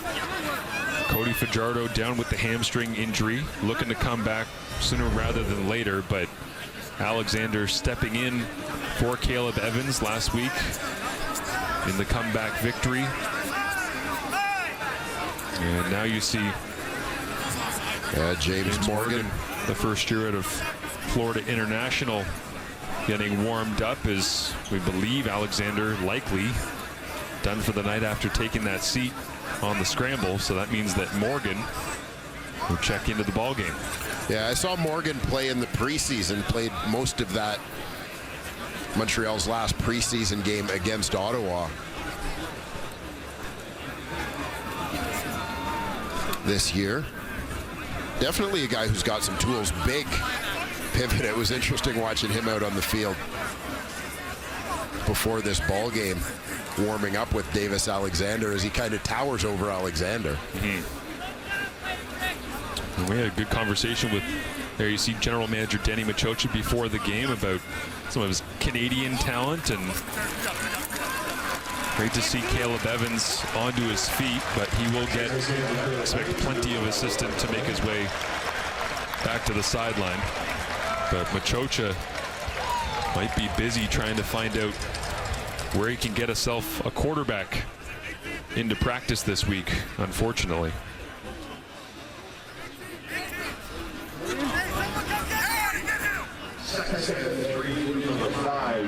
Always a tough scene. But Davis Alexander back into the ball game. You think he will aim to finish this one as conservatively as possible? Well, never say never based on Jason Moss play calling and Davis Alexander, forever the gamer, as we've been told throughout this week leading up to tonight. Loves competition, loves big moments. 11-point game, inside 2 minutes remaining. Let's see what they choose to go with. Alexander hands it off, cutting back, left side, towards the end zone. And did they call touchdown? Well, flags out at the end of the play.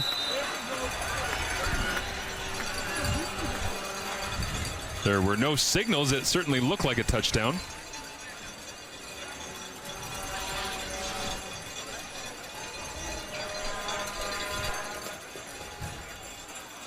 Well, Alouettes are celebrating while he gets a touchdown.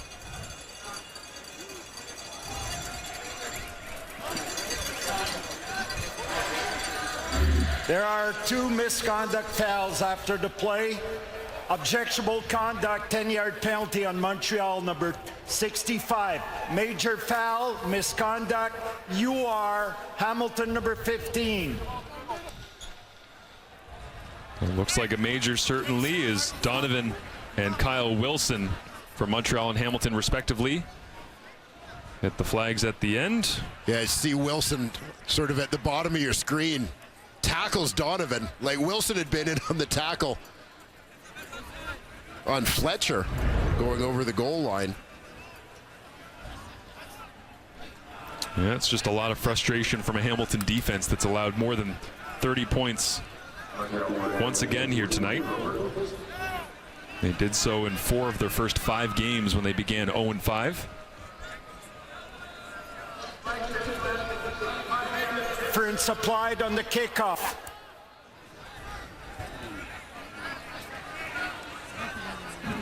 And the offense stays out on the field with 1:42 remaining.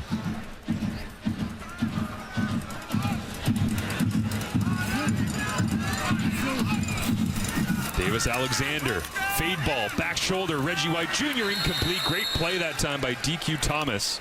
DQ Thomas breaks that one up.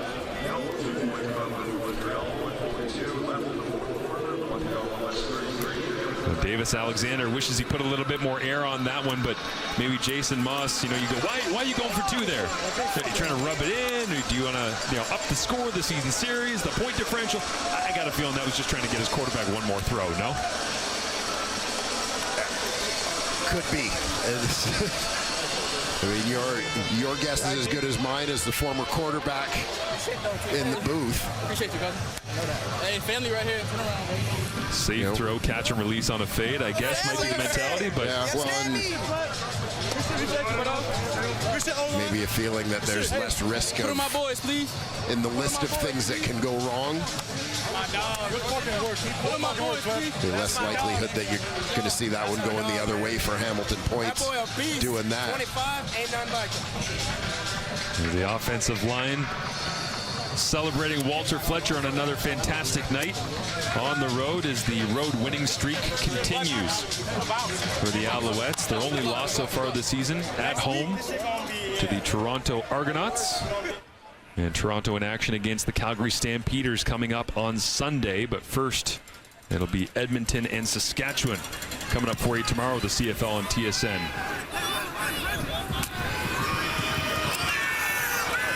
Harris across the 20-yard line, trying to go to the wide side as Antwi tries to turn him back in, and Jeffrey Canton-Arcou, the 2024 draft pick, makes the play at the end. Deontay Knight separates himself, and Taylor Powell checks into the ball game, meaning Bo Levi Mitchell's week number 9 is officially complete. Powell with only 1 pass attempt so far this season.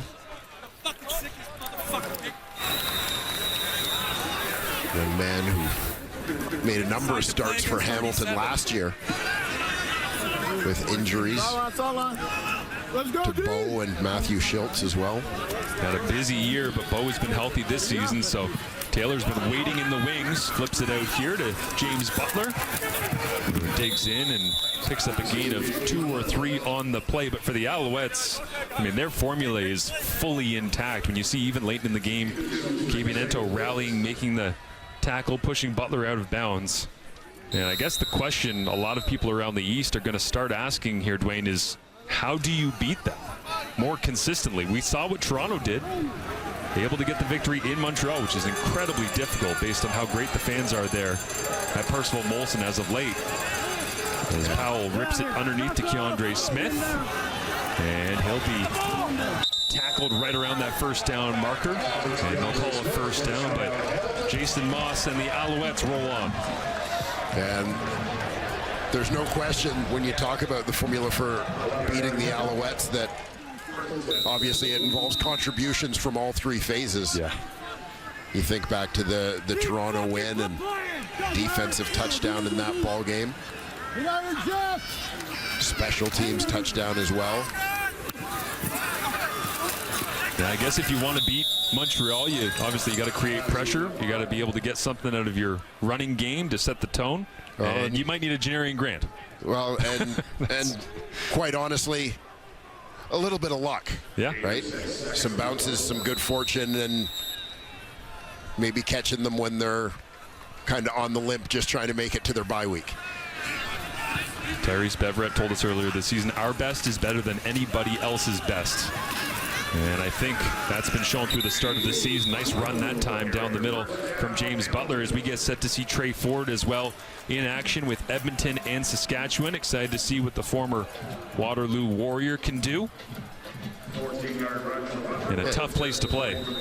Yeah, well, Trey Ford adding a different dimension to the Edmonton Elks attack. We saw it last year. We saw it last week.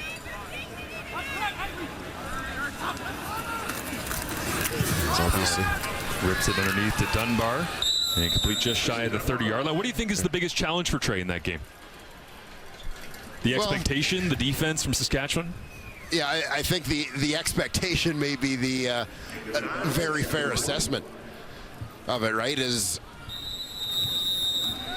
I think a little bit too much of a savior aura has been created here. Trey Ford is a very good football player, good quarterback in the CFL.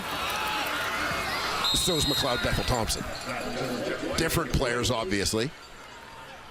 Different guys to prepare for.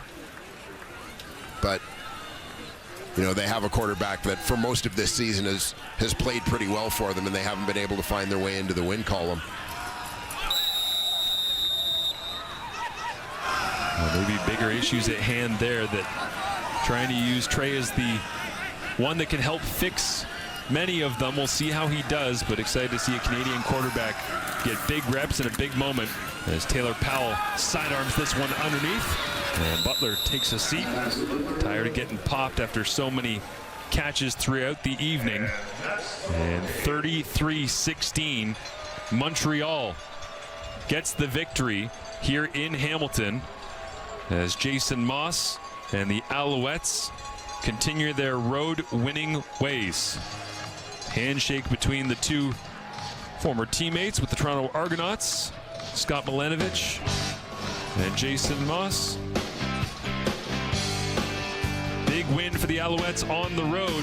Davis Alexander goes to say hello to Casey Sales as the Alouettes defense shuts it down on Bo Levi Mitchell. The Elks and the Riders coming up tomorrow for you, 7 o'clock Eastern, 4 Pacific, as we look forward to another great matchup, West on West. Thanks for watching. For Dwayne Ford, Matthew Shinetti, I'm Marshall Ferguson.